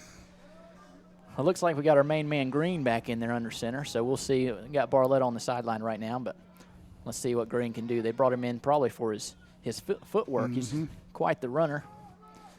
Giving your fullback some love, as you said before. I think that might have been Davis on the carry there. Okay. Yeah, it was, and good job by the defense there. Nice job by 53. And our boy Ernst, I'm sure, was in there too. 53 called great job, closes it down, beats the running back, beats the blocking back to the football. And the second man in was Ernst. Yep. And that was Cameron Dabble. No, I'm sorry, I'm giving the wrong guy credit here. It's Jack Topping out of Michigan. Another guy on vacation down here in Myrtle. I'm sorry, Texas, Arbor Creek, Texas. Well, the way those snowstorms were down in Dallas, he's on a vacation too. So here we go. We got Green under center again. Play action. Fakes it to Davis, and he's got a man. It's just a matter of whether or not he tries to dump it off short. Great play by the defender, getting his hand on it, breaking it up. If you look at the pass protection here, great reach block here by, I think it's big 72 for the North. Is it 70? You can see he's reaching the National Player of the Year out there. And it's 73. Jackson Aaron from Dan River Middle School. And that was a great job there on the reach to get him outside the contain. So we talked about rolling to 11, rolling to the National Player of the Year and seeing how he handled it. And he does a little bit of the Jadavian Clown. He stuck his nose inside and got reach there. So I was about to compare him to Jadavian, but you beat me to it. But that's definitely kind of who he's resembling right now. He's going to have to eat a few more biscuits to get to that level, but he's on his way. Ain't no doubt about that. Green under center once again. He's going to look for the pass right away, so we'll see what he can do. Good pass protection. Great job right across. Phenomenal break there by number 21, I believe, in the secondary. Looked like he was playing free safety. Yeah, it was. It was Caden Brewster out of Utah, Woods Cross High School. So a little bit older kid, but great break on the ball. Great pass protection up front, as you can see right here. Great job. Good ball. That's just good football. Great break on the ball. Everything's good by both teams. Defense wins that one, but great pass protection up front. Not a bad throw. And Brewster did a good job breaking on it, but I also like Green's pocket awareness. He didn't rush to the outside and try and pick it up with his feet. He utilized his protection and tried to feed the ball downfield. The awareness of these young quarterbacks is impressive, and he's really impressive with what he's doing. Well, let's see if we're going to have another fake or if they're going to actually punt it this time. We got Davis lined up just shy of the center there. And yeah, he's at the what we call the personal protector in football, and he's in a prime position. It looks like the defense is sitting on what we call punt safe, and they are. Oh, block punt. Great job. Let's see if he can recover it and take it down. Still alive. Still alive, but great job on special teams. Once again, going back to what we talked about earlier in the broadcast, but the special teams with the block punt coming through, and that's a big momentum shift. Oh, it's huge, and it looked like they were in what we call punt safe, just looking for the fake. But you got some guys giving effort, and we'll see right here. Ernst is back there, but I think it was Big 72 who blocked that thing. Big penetration there up front. And it was big number 72 in there with the block. He kind of blocked it with his side. Douglas Gearity from the First Academy in Florida. 6'3", 240. There's some big young'uns out here. I tell you, great genetics on this field tonight. Well, we got Wiley Jr. in at quarterback. He gives it to our playmaker, Humphrey, who's making it look too easy. That's going to be another touchdown for number 5. I think that's his 3rd of the day, Coach, and that's rather impressive. Well, when we go back and look at this again, you're going to see a mammoth hole here. I mean, just huge hole, and you're going to have to start crowding that front. Of course, you crowd the front, they run it outside. But look at that hole. Great block there by the offensive line. 32 here. With a key block again, Michael Price out of Stockbridge, Georgia. I know where that is, north of Atlanta. Good football there. And I think they'll go for 2. I think they will as well. I noticed a little bit of over pursuit on that last touchdown, which resulted in it. But being a former DB, you look for that. Here we go. Wiley Jr. going to look for the pass. He's got the man there. That was an excellent. Converted 2-point conversion. Yeah. Great job there. Great concept. Great play concept there. The way that was drawn up, the play action, the running game's working. If we can look at the play action, and you can see the release here. They lose him. They lose the lead back in the inverted bone. And Jonathan Halyard makes a good job of bringing that ball in and securing it for the 2-point conversion. One of the toughest catches in football is what we call a slash route, or some people call it an inverted slant, but a slash route because you're running away from the ball as it comes to you. And that ball was a little bit underthrown, and he made a great adjustment on the ball. And I'll tell you another one that's hard to catch is the one when you're wide open like that, Coach. Randall Cobb just made a phenomenal catch yesterday and got the Packers their playoff berth, but he said that pass that Aaron Rodgers threw seemed like it hung in the air forever. He was wide open. The worst thing he could think about was dropping that pass. Well, that is so true, and that goes back to the psychological part of the game, and we're just not seeing these kids have issues with that. They're very instinctive, very skilled, and they're just getting after it. And let's see if the North can answer back here. Wiley Jr. once again on the kickoff. Decides to take it a little deep now. We got 54 there, and smart play by the representative of the North All-American team. He's not an athlete, but he takes it and maintains the catch throughout. Drew Little from North Stanley. And let me say this, Drew's parents will hear this at some point. Excellent job there. Drew's listed as a linebacker. He's not a skill guy. They just want the football. They don't want any more turnovers. They want to get the ball. They got in great field position. He did his job. That young man recognized the situation and gave his team the best opportunity to go down and try and make this a ball game again. Again, smart football players. Let's see what the North can do here. I'm looking for number 1 to assert himself along with number 30, and 82's been close a couple of times to making some big plays for them. We'll see if he can break through that slump that he's been in and get rid of those first 2 drops out of his mind. Well, he's the offensive player of the year for the whole country, so we know he's got it. Good cut. If we can watch, when we see this play again, it's a great example of one-step cutting here by the running back here. This is a perfect picture from Cameron Davis. Watch him put his foot in the ground right here, and you'll see it here in a minute. right. Boom, you see that? You can't coach that. One Mark. solid plant. Most guys stutter along. This kid's got a bright future. He bright does future. indeed, and I've been impressed with him thus far. Nice, 5-yard run? I mean, 6-yard run. I'll take that on first down. Davis is definitely closing in on 100 yards for the game. Mm-hmm. Humphreys is probably closing in Humphreys on 200. is on 200. Yes, sir, indeed. All right, well, let's see what Green can do now. Green needs to get his team back in this ballgame. And they've got time. There's another tough drop for 82. That one was catchable. I think that 84 and 82 got their routes messed up there. It looked like they were in the same zone. Tyler Rice, tight end out of Bracken County, Kentucky, they were both in the same pass, and you can see him turning out, and I think 24 did a nice job there. He was covering the tight end, and almost by default because the spacing was off, he was able to make a play. So number 24, good job. He was in the right place at the right time, Quentin Jones. We got 3rd and 5 now for the North All-American team. That's one key thing about defense. Sometimes it's just getting to your drop zone and being where you're supposed to be, and good things happen for you on defense when you do that. Green once again is going to be under center. Davis in the backfield. And we got our man Micah Jones on the outside, number 82. So I'm really hoping that he's going to make a big play here soon. Well, they're covering him. They're matching him with number 3 over there from the south. And here goes Green with his magic. Green is going to come up short, probably about 2 yards short. Great play by the South there, securing the tackle and forcing a 4th down. Now it'll be a matter of whether or not the North decides to go for it, which in the situation that they're in, I would say it's probably in their favor to go for this. Yes, right now in the 3rd quarter with 8 minutes to go, you got to be very sure about what you're doing.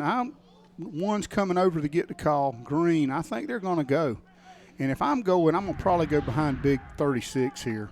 Well, they got about a yard to go, Coach, and I feel that they can make that. Behind 36, he's going to get him the yard. Van Dusseldorfer has been a truck out there and has a bright future as an offensive lineman.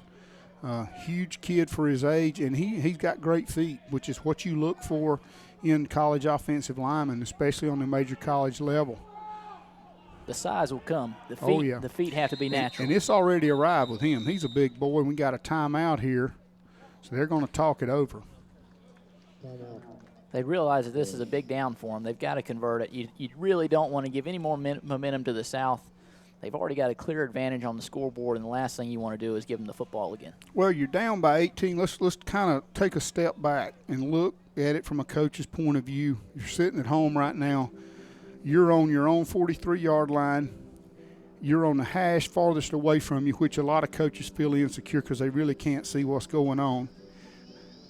You got to know you got a play that's going to work here. You've already run a fake punt, but you've got a dominant offensive lineman in Van Dusseldorfer who I think can get you the yards you need, and you've got a tremendous running back and quarterback combination. We haven't seen read zone with Green. He would be an excellent read zone quarterback. He would indeed. We've seen it on the South side. Now it's a matter of whether or not the North can implement that into their game plan. And honestly, running the read zone scheme or something up in behind 36 and maybe just giving it to Davis. Davis will get you 2 yards. Davis is going to maintain his posture and drive his feet throughout, so he's definitely a good guy to go to in this situation. So it'll be interesting to see what they do. South's crowding that line. Maybe lined up off sides here. Hard count.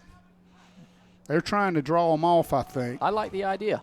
It's conservative and safe. Now they're going to call a play here. Green looked to the sideline. He's little miscommunication, but can the fullback, he's going to pick it up. He got it. Great job there. Great extension at the end of the play there by number 2 for the North. Eddie Odanga looks like.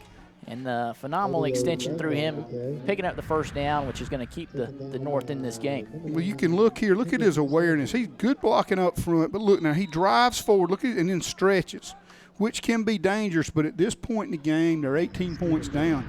You got to let it all hang out, and he did. And again, it goes back to that. That's a character play. That is indeed. That's a tough guy play. He's a tough guy. He's a fullback. He's in there banging, and they obviously trust him because they gave him the ball in a big down there instead of giving it to Davis or letting Green keep it. And there's no doubt the South was expecting Davis, number 30, to put his hands on the football, but they kept him off guard and fed number 2, and he picked up the 1st down for him. Nice surge there, but the South comes back strong. Davis is maintaining that, trying to run through it, but the South is definitely wrapping up and driving with their feet. It's turning out to be a good game for the South side. Well, 24 Nick Myers here, you'll see him come up here and make a great play. Boom, right there. Right there, Coach, you see number 8 get his head across like we were talking earlier. And 34 again. These young men are probably 14, 15 years old at max, some younger than that, and the fact that they're putting in these key fundamentals, as you've already discussed, is very impressive. Well, Tyler Lamberton, made the initial hit, then they finished him off. So it's a good job as a team there. Good play, good run, tough spot, I think, on the play. I thought the officials are maybe showing a little favoritism. Maybe they might like the South side. Well, Green's going to take it here, and he's doing a great job. Oh, good run. I think he broke about 3 pairs of ankles on that one, Coach, because Green did a great job. He has that. He has the ability to analyze, and he's also instinctive. And again, I go back to that because you see it so rarely. You can see here speed option, actually load option, fullback out front, Lamberton chasing, Willis chasing. He breaks Willis's ankles, who we know is a great athlete. And there's our man Stokes coming in with the tackle there, the UAB and Alabama recruit. He asserts himself, but that big offensive line has done a good job of not letting him dominate the game the way we might have thought he would. And the South's defense, we need to give a shout out here to their defensive backfield, especially Stephen Brown from Kennesaw, Georgia, who shut down the offensive player of the year to this point. Green's going to pick up the first here once again. Good tackle there, but he's going to get past the sticks, and it's going to be another first down for this North All-American team. And that was not quite the read option, I think, due to a high snap. We'll see it here, but I think that's what they're getting at now. Maybe a lead play that Auburn has made famous, of course, with Cam Newton, and now that Gus Malzahn's back there doing it again there. But that's the Q lead, as they call it in their terminology. Nice block by Davis on that run as well. After the bobbled snap, Davis went out there and pancaked the defender and gave Green some extra running room. Well, what you're seeing here is a team fight back. They're scratching and clawing, doing everything they can to get that momentum turning. It's going to be a question of who can make a play, and Green and Davis have been doing that. Just to give the audience some perspective at home, Coach, do you change your game plan in a situation like this where you got 5 minutes left in the third, you got all the fourth left, or do you maintain your game plan and continue running the football since you've been successful thus far? I think that if you can run it and get it in here, you can stick with that a little longer. But, Micah Jones is going to have to show up at some point for the North. They've hung their hat on, hey, this kid's a great player, and he is. But, the South's been able to lock him down. They made great breaks on the football. We've seen that. Last series, Caden Brewster broke up a pass we thought was going to find its home. He's got to come to the party if they want to have a chance, I think. Davis is going to take it outside. He's going to once again use your one cut and cut it up. And it could have got stripped there by the South. I think he just got stripped, Coach. We'll see what they did, but it looks as if the defender came in and did the famous rip. Could have been 48 there for the South, but a great job of going in there. First defender getting in, making the hit, standing him up. Second defender coming in and ripping the football away from him. And that's Kyle Bilodeau, and I hope I said that right, coming in. And 34 there again, and we've seen him a lot now. 34. Great job ripping it out. Yeah, he did. He did an excellent job there. And that's Willie Davis from Clear Creek, Georgia. And what that comes back to is we've got a timeout here now. I think we may have We've got a player down, looks like. I'm not sure of his number, but we'll get that to you as soon as we can tell. We don't want to say anything until we know for sure who it is. But that's the situation for Davis, and this is something that you teach running backs. There are 2 points to make. The first one is that's a second effort fumble, maybe a fourth effort fumble. He's trying to get everything he can fighting for his team, and he fumbles the football. The other thing you always want to remember about ball security is we always talk about the 5 points of pressure. And we can go through those, but I don't want to get the fans at home bored. But I will just say it this way. You want to always keep that ball tucked between your elbow and your rib. It's got to be touching your rib cage or your rib plate, because that's where the fumbles usually come from, is the guy that you don't see causing that fumble. And when you're giving second and third effort, maybe we can get while they're down, maybe the guys down can run it back, and you can see this Davis fighting for yards. and a smart defensive play by the South team to strip the ball. Again, good fundamental football on the defensive side of things, but right now our concerns are kind of have to go to the field to the young man that's down. It looks like they're working on his leg, maybe the right leg, from what we can see here. And we don't want to speculate, but hopefully he's going to be okay. As you very well know, when you get in a situation like that where there's a loose ball on the field, your first instinct is to recover the football, and you have different surroundings around you, and players come in and are jumping on the ball. It can result in buckling of the knees or piling on top of a player. So we'll have to see what happens with this young man. That's an excellent call there. And if you look at that picture right now too, all the kids down on the knee. My boy Willis is standing up, but he's eager. In all seriousness, though, look at the focus and the attention they're giving their coaches. This is what great football players do. This is how they're developed. They're coachable. They're sitting there taking it all in. You look at Big 48 there, who's made a bunch of plays tonight, right there front and center, listening to his coach impart some wisdom to him. And this is what you like to see. If you look to the other side of the field, it's the same way. And this is where discipline comes in. This is where the mental toughness is, and now you see them giving the young man a hand. I think they got him up, standing up, which is very encouraging. And football is a hard game, and it's always good to see respect shown on both sides. Absolutely. I mean, this is organized combat, and we don't like to see anybody go down, and we just hope he's going to be okay, and our wishes and prayers go with him. Great display of support by the fans as well. Mm-hmm. This is what everything that's good in football. It's fun to be here. Well, as the action gets ready to get back underway, the South is currently leading by 18 over the North, 30-12 in third with 4 minutes and 22 seconds and counting remaining. We've got a misalignment. If you see 48 down here, they finally get out to him, and he throws it to him. Throw it up. He could get it. Great catch by 48. Now let's see. Green went for the strip. I don't really like him going for the strip there. I prefer to see him secure the tackle first, but I can understand his desire to get the ball back. Well, I think that's frustration, coming out. And when you look at this thing here, Kyle Bildo had great awareness, as did their quarterback, to spot that and make that throw. Man, I tell you what, as Drew Wiley Jr. in at quarterback for the South, and I wish I had some guys in college that had that kind of awareness, Mark, to be honest. I've seen them miss guys wide open like that. He did. He threw a great ball and was able to capitalize on it and pick up a first down for the South. 32 with the last carry. Michael Price out of Stockbridge, Georgia, listed as a safety, but he's getting his share of the football here. Well, you got to watch out for Willis, and you got to watch out for Humphreys. I don't know if Humphreys is in right now, but Willis is back at tailback. Play action. Wiley Jr. there with the play action. He's got 32 on the sideline. Let's see if he can make a play. Great job. Yes. Great catch there. I think that's Price again. Good hard run, the Stockbridge native. I love the run. Great hard run and great block by Willis. The pass protection there was outstanding. And they're in a hurry-up mode right now. I think they're going no huddle. They're trying to go for the jugular here. And here's a replay. Watch Willis, boom, right there, make that play. And that sets a tone. The defense is kind of down. That's like a body blow to a boxer. Absolutely. And a great block, and that mentality that Willis is carrying with him right there really shines. That's what you want to see out of a great skill athlete, and Price is beginning to come on now. Screen. Set up a little screen action. Now let's see what number 9 can do there. Great stiff arm, but he's not going to get past the rest of the defenders. The North came in and did a good job of wrapping up and securing the tackle for a gain of 1. And that was Kendrick Stanley on the reception there. The timing of the screen was good. They missed a block out there on the edge. Price misses the block. He whiffs, as you can see. Good job by the safety, and that's our offensive player of the year there, coming up on safety and making a nice play. So he's beginning to assert himself.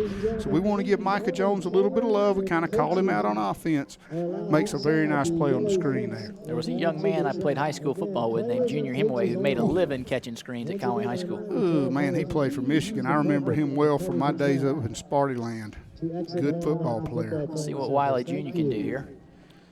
Oh, he's going to take a big hit there by number 92 of the North.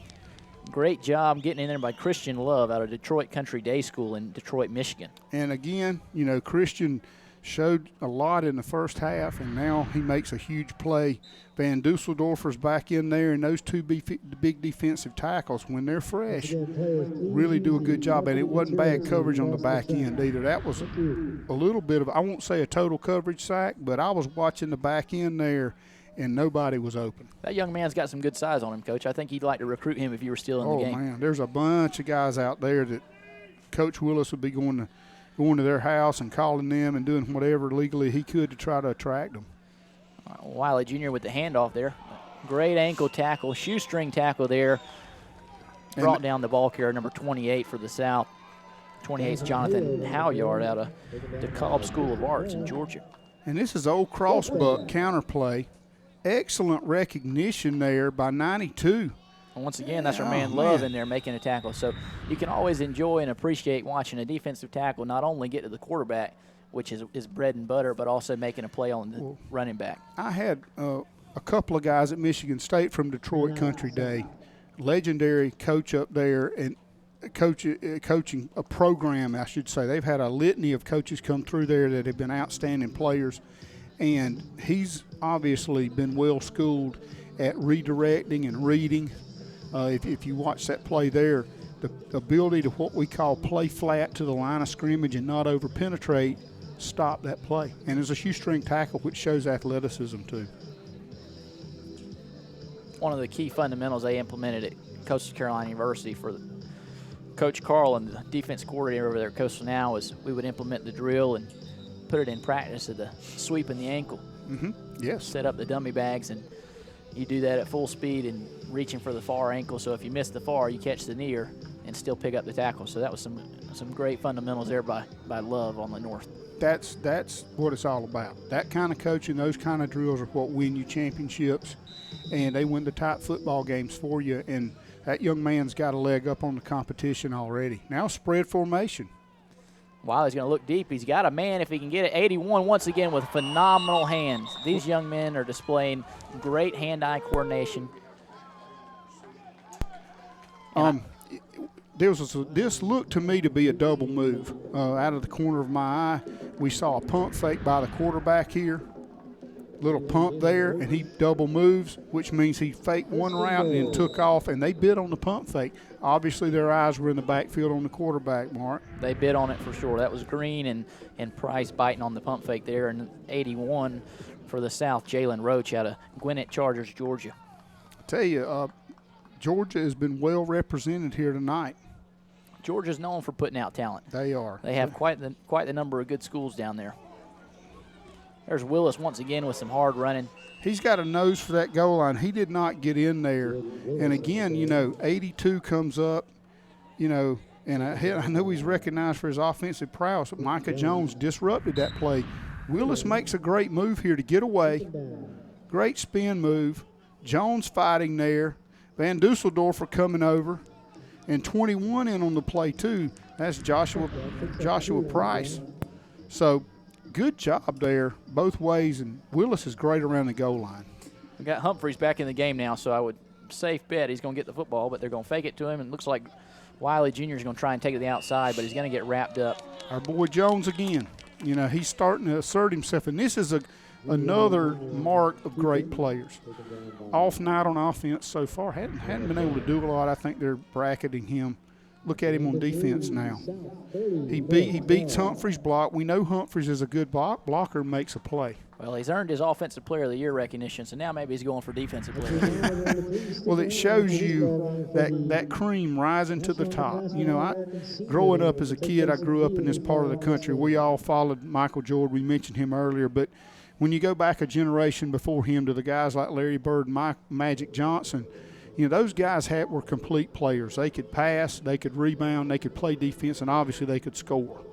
But the biggest thing they did was whatever it took to win. And what we're seeing out of Jones is even though things aren't going his way on offense, even though they're down right now, his kid's not giving up, and he's finding a way to contribute to his team. And again, if you issue that challenge or you make that observation, hey, you're a little bit short here, you have to come back with credit when somebody overcomes adversity and finds a way on defense to make plays. And that's what it's all about. It's all about the contributions of the individual, which turn into a collective effort and end up getting you either the win in this game, in an all-star game, or winning in a regular season. So Jones is doing a great job, and he's making some plays on defense. I'd like to see him make some plays on offense.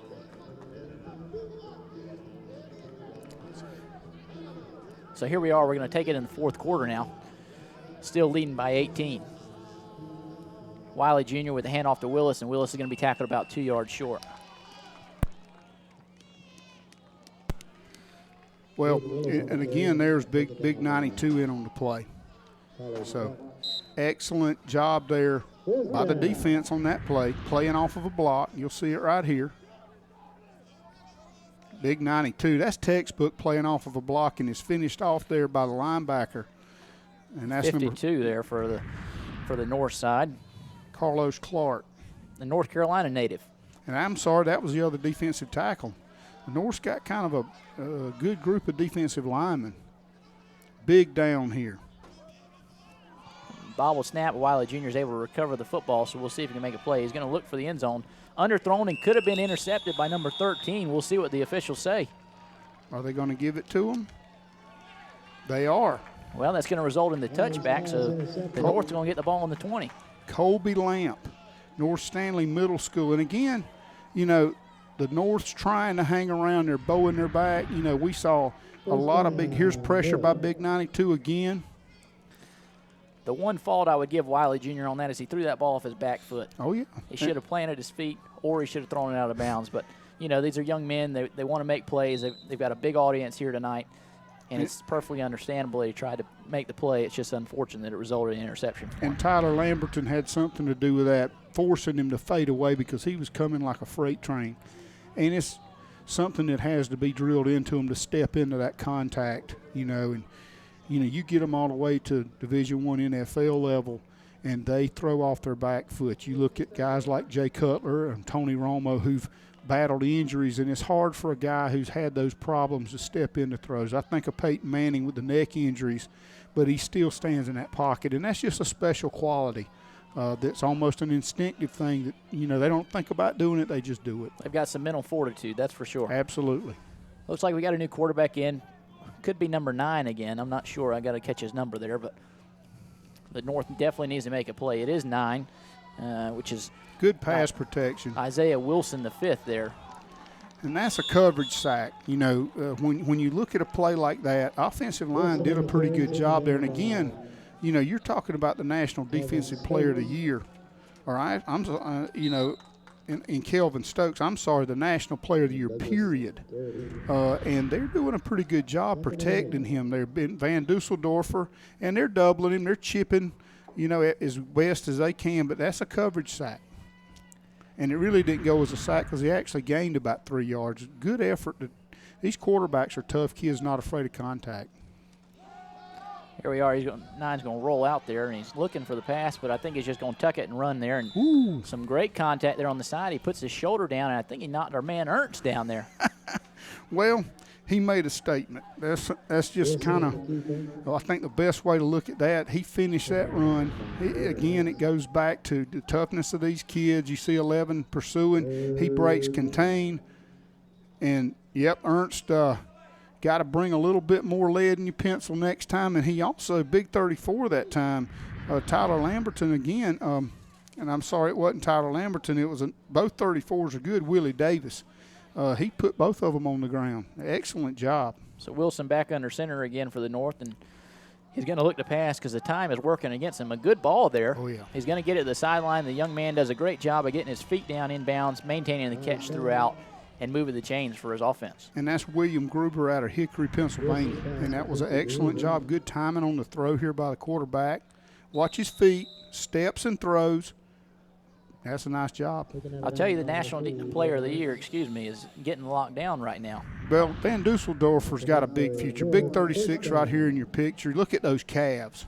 This is a big old boy, but he can move his feet. Van Dusseldorf is a big old guy, so we'll see what he can do now. We've got 2 receivers to the boundary, and then we've got 1 out to the wide side. Let's see what Wilson can do. He's going to hand it off, and he just got smacked in the backfield there. Well, Willis comes up and shows he's not just a running back and just fills it up. And, you know, on the replay here, we'll be able to see what a linebacker's supposed to fold in and make a play here. You can see it here. Boom. And that's what you want to do. I mean, great job, great energy, playing through the whistle. These kids could back off a little. They think they can cruise a little. We don't see that out of them. They're playing hard. A lot of licks being passed out here. Hard-nosed football is always fun to watch and fun to commentate. So no doubt. These guys are doing a great job.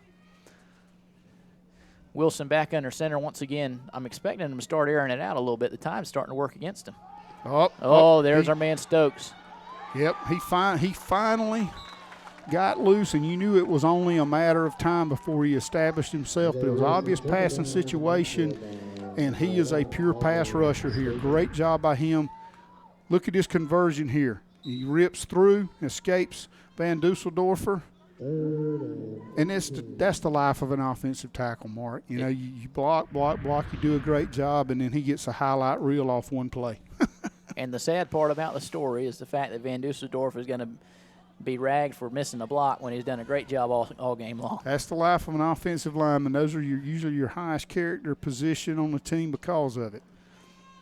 Well, he's doing a good job, but Stokes is trying to break free. Wilson's going to throw it deep. He's got a man. It's 82. He makes the play. There we go. There it is. He finally made his contribution on offense, and a great job by Micah Jones, but he looks like he might be injured, so it could be a shoulder. We're going to see what happens. I just hope he's okay. He's fought through some adversity out there, and great catch, great concentration, and we just hope he's okay.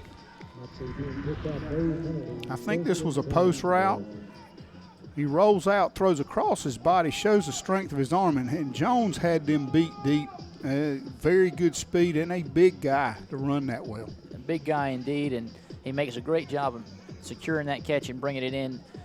The one downside to playing on a turf field is it has no give to it. So he clearly took a hard lick to his shoulder there as he went down, and we're unsure what it is right now, but clearly in the upper torso region he has an injury. So that's usually a shoulder. Hopefully it's just a bruise. It didn't look to me like it would be anything much worse than that. You know, and it brings up a good point here. You know, and you see a kid go down, and you hear a lot of times, that kid's not tough, and that's just not the case.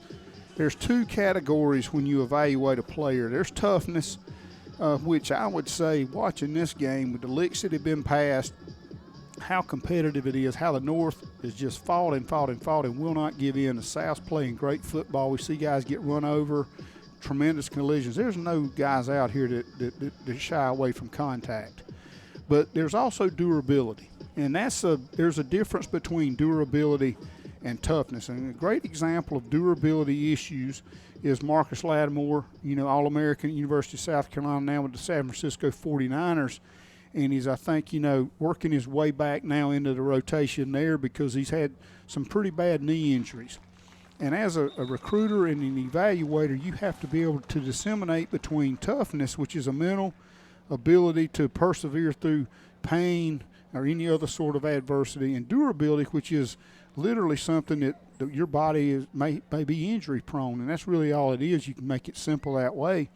And you have to evaluate that as a coach and a recruiter, because you're evaluating and you're investing scholarship money on the NFL level. You're investing, you know, literal money into these players. You know, we talked about Tony Romo earlier.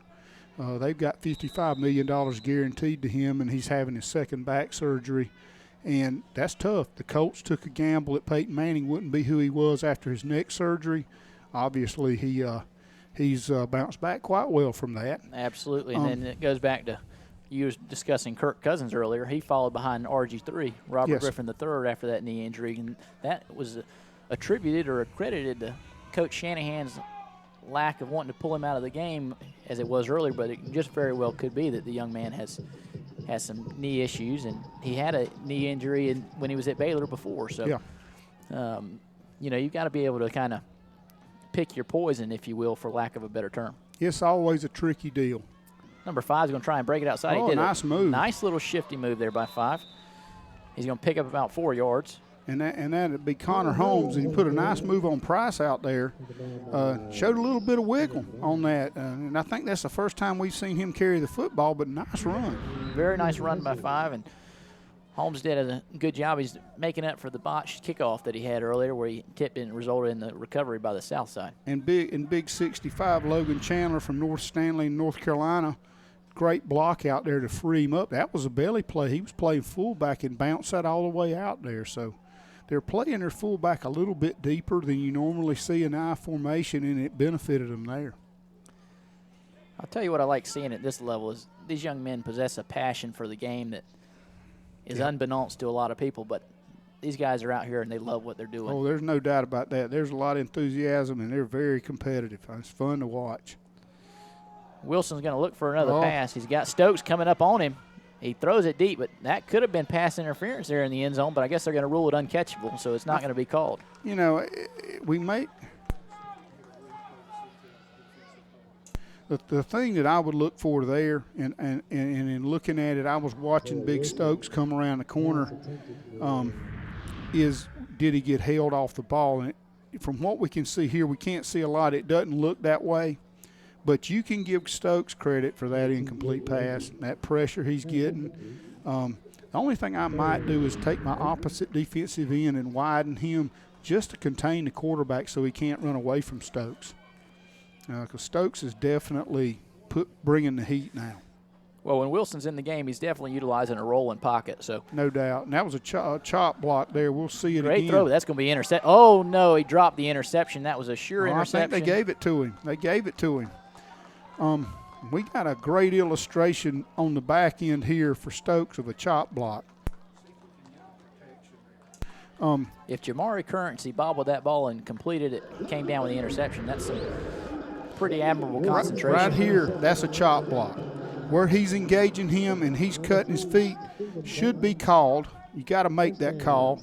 And that ball was on the ground. I don't know if we can replay it slow-mo, but I'd have to say that ball's coming back to the offense, but they would have been charged with a chop block. We don't want to see young people get hurt, and chop blocks can do it in a hurry. Indeed, they can. Guy with Stokes' future, any of these guys' future, could even have hurt their offensive tackle. He could have gotten rolled up on very easily there. Well, and you don't want to see any injury at this level. No, not at all. Nothing more than a scrape and a bruise is about all you want to see these guys get hurt. And I do not believe that was intentional. It was just in the flow of the game. But you got to call it.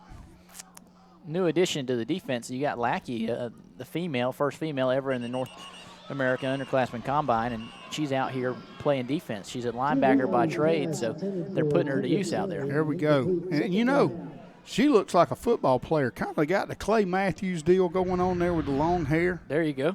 Got a screen pass here.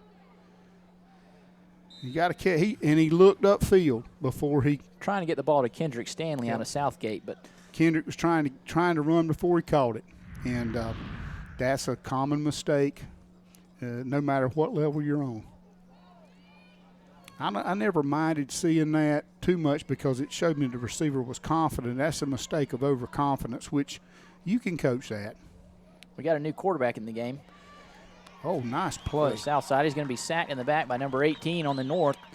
Taylor Chandler, North Stanley. And North Stanley's well represented here. And not only are they represented by number, but their kids are making plays. And then at quarterback for the south is Joshua Gurley out of Hawkins Middle School in Tennessee.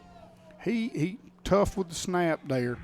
And good play by 18 out there. Nice job. And North Stanley, their coaches have got to be feeling good about their future. Well, as this game closes down and it's coming under 5 minutes now, the South has the game fairly well in hand, and they're driving now. So it's going to be a matter of whether or not, in this position, Coach, are you milking clock, or at this level with the All-Star game, are you trying to get everybody a little bit of playing time? You know, any other situation, Mark, any other situation at all, I'm in the I formation, and I'm running the football. And look at here. What a throw. Oh, again, same mistake, looking to run before you got it. But back to your question, you know, it's All-Star game. Let the kids play. I like what they're doing. I applaud the coaches.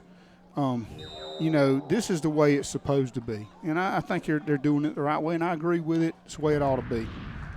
Well, Wiley Jr. did a great job of putting the ball on the money there. It was dropped by number 32, Michael Price. Well, I tell you, you know, he was looking to run. He's done some really nice things tonight. And he was wide open. What'd you say earlier that Randall Cobb talked about, the wide open pass? Yeah, the hardest one to catch. And over the middle is especially tough because a lot of times that's where the real big hits come on receivers. We're going to have our first punt from the south, and that was almost blocked as well. Pretty good hang time on the punt. Oh. Poor mistake by the return man. He tried to field the ball. Good coverage by 81 from the south. Looks as if we're going to have another player down as well. He took a pretty hard lick when he was trying to field that ball, but we'll try and find out. I think that here, the gunner, we call him the gunner, 81, you can see him coming down. Nice job there locating the ball and hitting him right where the ball was in his hands.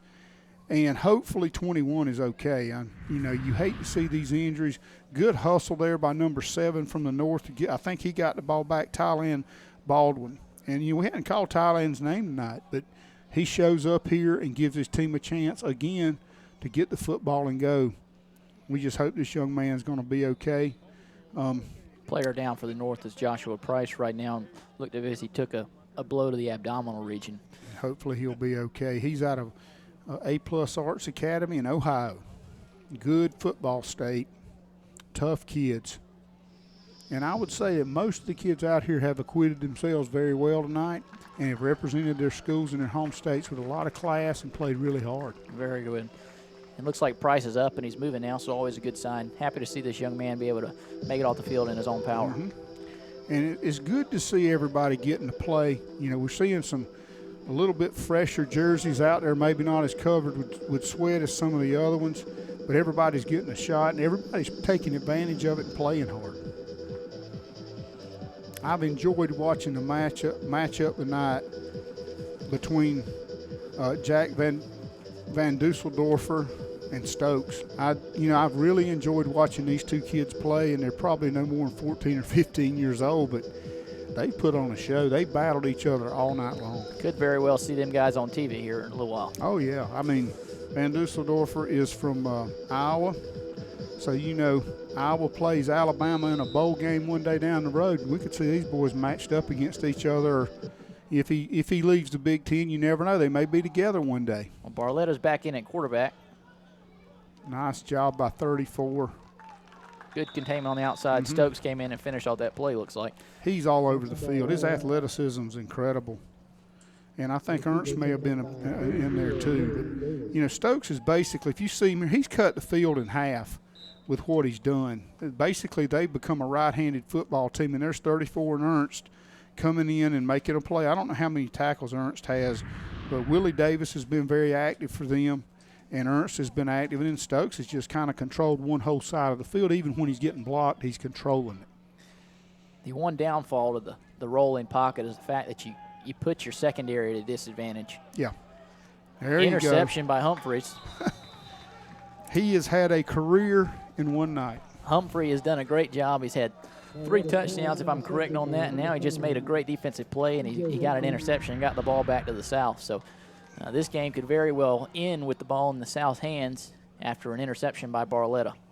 And it's just a break off the hash. This is a textbook safety play. He's not just making a play out of athleticism. He's doing it the right way. And, interception, 3 touchdowns, 2 on the ground, 1 in the air. He opened up the game with an acrobatic catch. He's basically done everything you'd want him to do. We've seen him throw some great blocks, too. And if this young man isn't contributing on varsity squad in the next year, I'd be shocked. Well, he will be probably, if I remember my school districts right, Easley or Wren will be battling it out, Easley High School or Wren High School, for his services, and he will be on a lot of people's radar, as will a lot of these guys. Well, Love just came in and planted the ball carrier in the backfield. Another great tackle by that defensive tackle there. He's clearly making a statement with his defensive play as well. Again, Detroit's a hotbed for recruiting, especially University of Michigan, Michigan State. He'll be a highly recruited guy in the Big Ten region. And probably national level recruit if he continues to grow and to develop, because the athletic ability and the instincts to be a great player are already there. It's just a matter now of genetics and biology and how big he gets, because he's definitely shown us tonight against a very good offensive line what he can do. And I think it's important to understand that the kids that are shining out here and making plays are not doing it against average competition. These are some of the very best football players in their age group in the country. In the country, exactly, and that should be noted by the fans in attendance and listening at home that these guys are from all over the United States. We're not just doing a north-south in regards to the East Coast. Yes, and our young ladies back in the ball game. Skylar Lackey, number 42.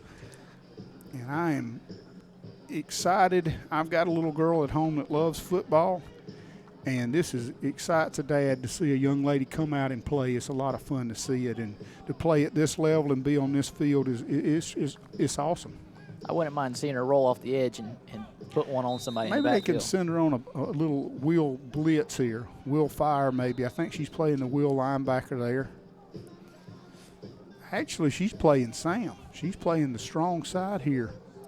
No, they're going to have her in coverage. 81 for the Souths back in the ball game. Jalen Roach, he's been their playmaker on the receiving corps. Willis with a good effort on the sideline, but ball was a little overthrown and just out of his reach, but I like his effort. Well, Skylar just redirected the receiver and did an excellent job at what she was doing there. She knows her football. And, again, it goes back to, she understands. Look at her. She walks like a football player.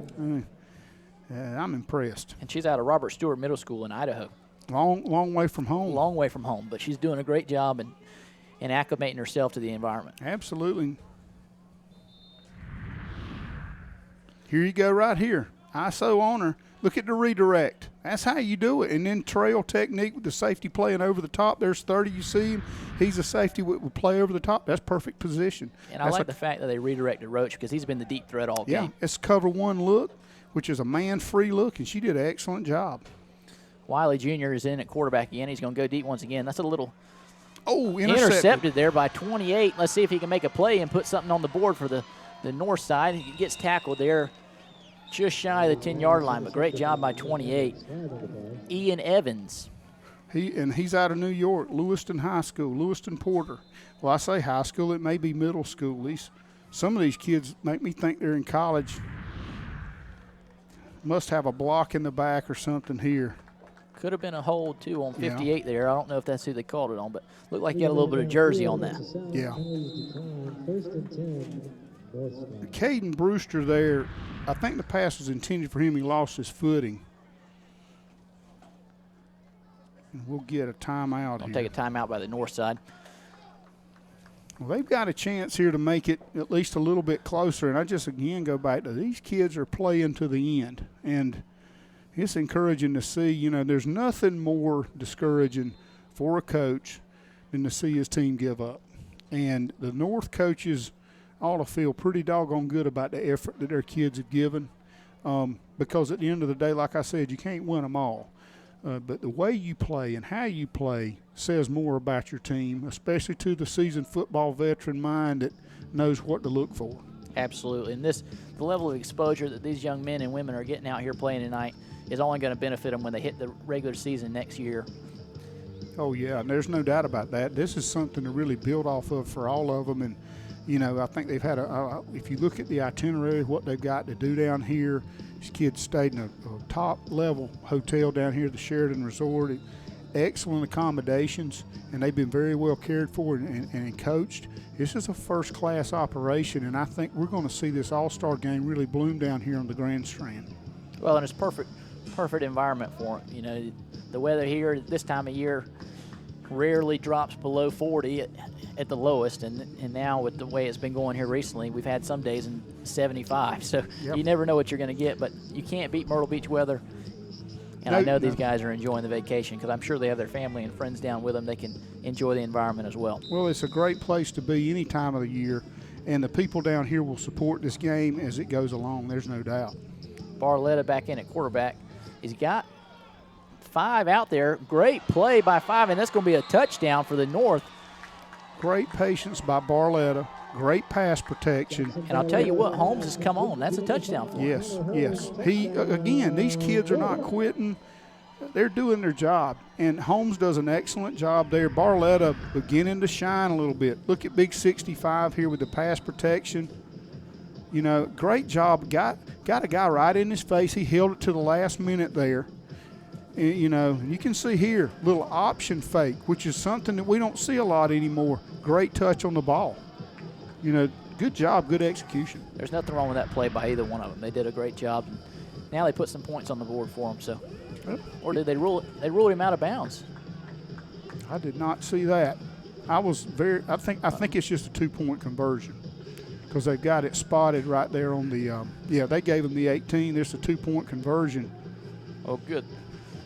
Great touchdown there by Holmes, and now we'll see if once they update the scoreboard here. I like the play concepts by the North. They're getting backs out in the flat, free. South, if there was adjustments to make if the game wasn't over, we need to talk to the linebackers about switching off with their back responsibilities. But good job by the North coaches scheming things up and making sure that these kids played all the way through to the end of the game. I would look for onside kick here. I think that the situation definitely calls for it, and that switch call is a fairly easy to call to make. But if you're not used to it, it can lead to some wide open players downfield if you don't make the switch call on the running back. One of the things, when you watch a running back come out of the backfield, is usually if they're in the I formation, flow dictates which linebacker takes which back. Absolutely. You have a fullback and tailback. And if they both flow the same way, then sometimes you can have some issues if you've got multiple receivers to a side, or if they cross, if they're in a split back formation. And we've seen the North do that multiple times tonight and confuse the. Okay, that's the biggest thing I see is they've done a good job here.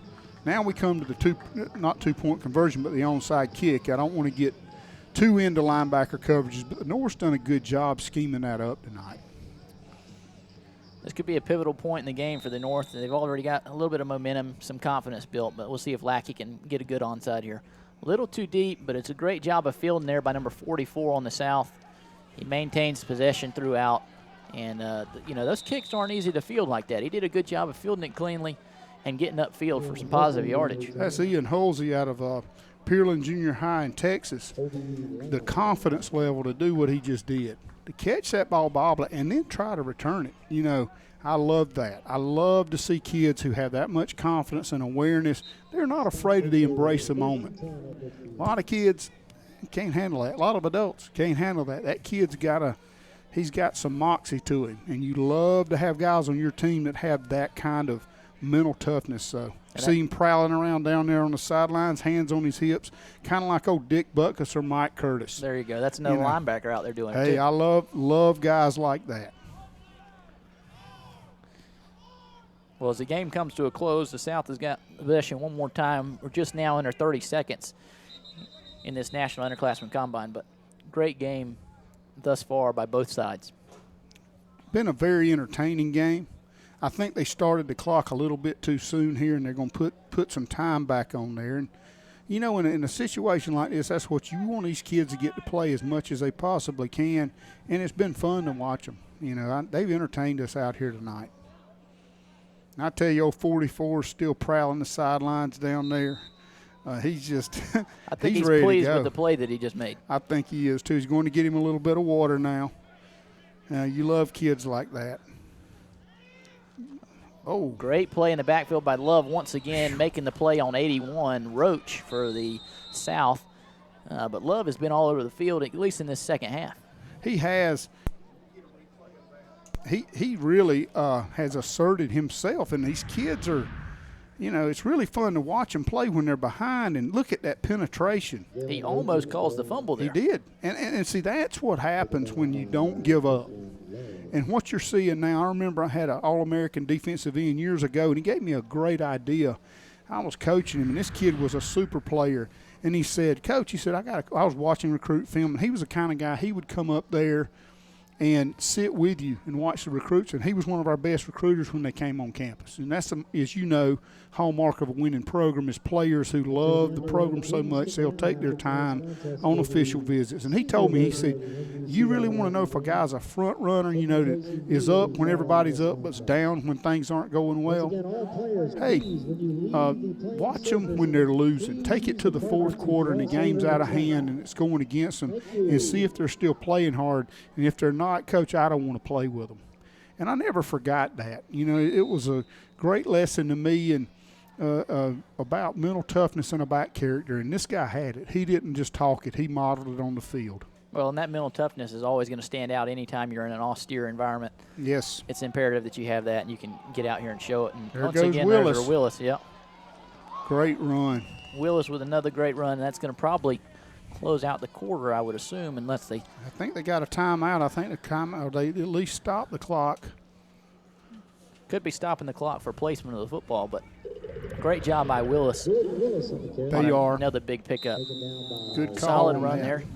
Keeping Excellent. it high and tight to his body like you discussed earlier. That's perfect 5 points of pressure right there with the ball in the sideline arm, which is where you want it. You want that ball nearest to the sideline, and upon contact, you want to cover it up with both arms if possible. But good run. And good pursuit by Taylor Chandler of the North, not giving up on the play and making the tackle downfield. Again, North Stanley, another North Stanley guy.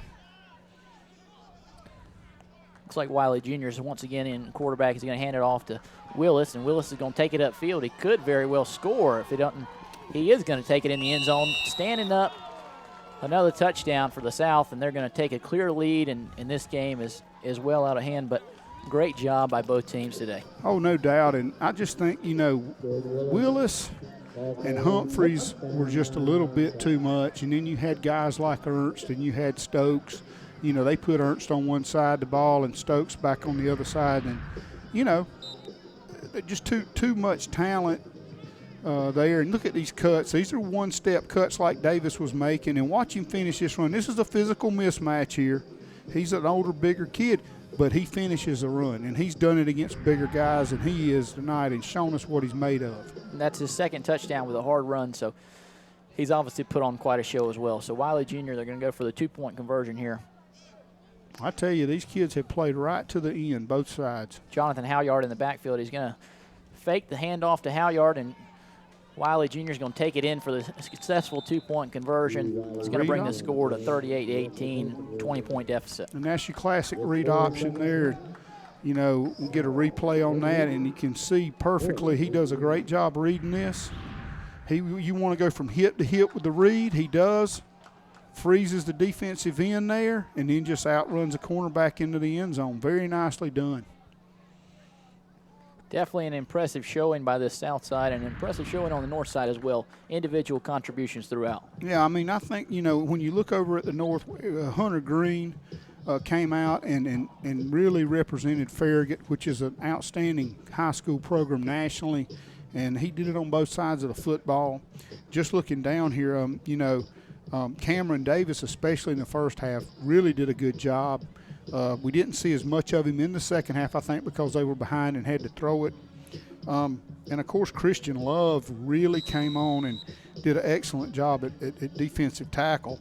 Micah Jones, you know, I think we have to talk about him and say, man, you really showed up at the end, and we hope he's okay. We hope he's not hurt too bad. And right. Jack Van Dusseldorfer, too, the big offensive tackle that battled Stokes all night. Nice kickoff there by the South and return by number 3 of the North, Caden Hilliard. But that's going to be the conclusion of the game, ladies and gentlemen. Your final is 38-18 in favor of the South in the Youth All-American game at the National Underclassmen Combine. Well, all I can say is it's been a pleasure, Mark, to do this game with you. I'm looking forward to the next one. And, you know, these kids have nothing to hang their heads about on either side. We hope the guys that got shook up are okay. I didn't see anybody have to be taken off. I wasn't looking real close, but it looked like everybody was able to shake off their injuries and bumps and bruises, and that's awesome. Coach, I've enjoyed it as well, and I'm sure you'll be on the phone with some of your fellow coaching colleagues and getting them out here to recruit some of these guys later in life. Oh, I think so. These guys, there's some bright futures ahead here, and there's probably some guys in here, linemen that we didn't call out quite as much, that are really going to be big-time players.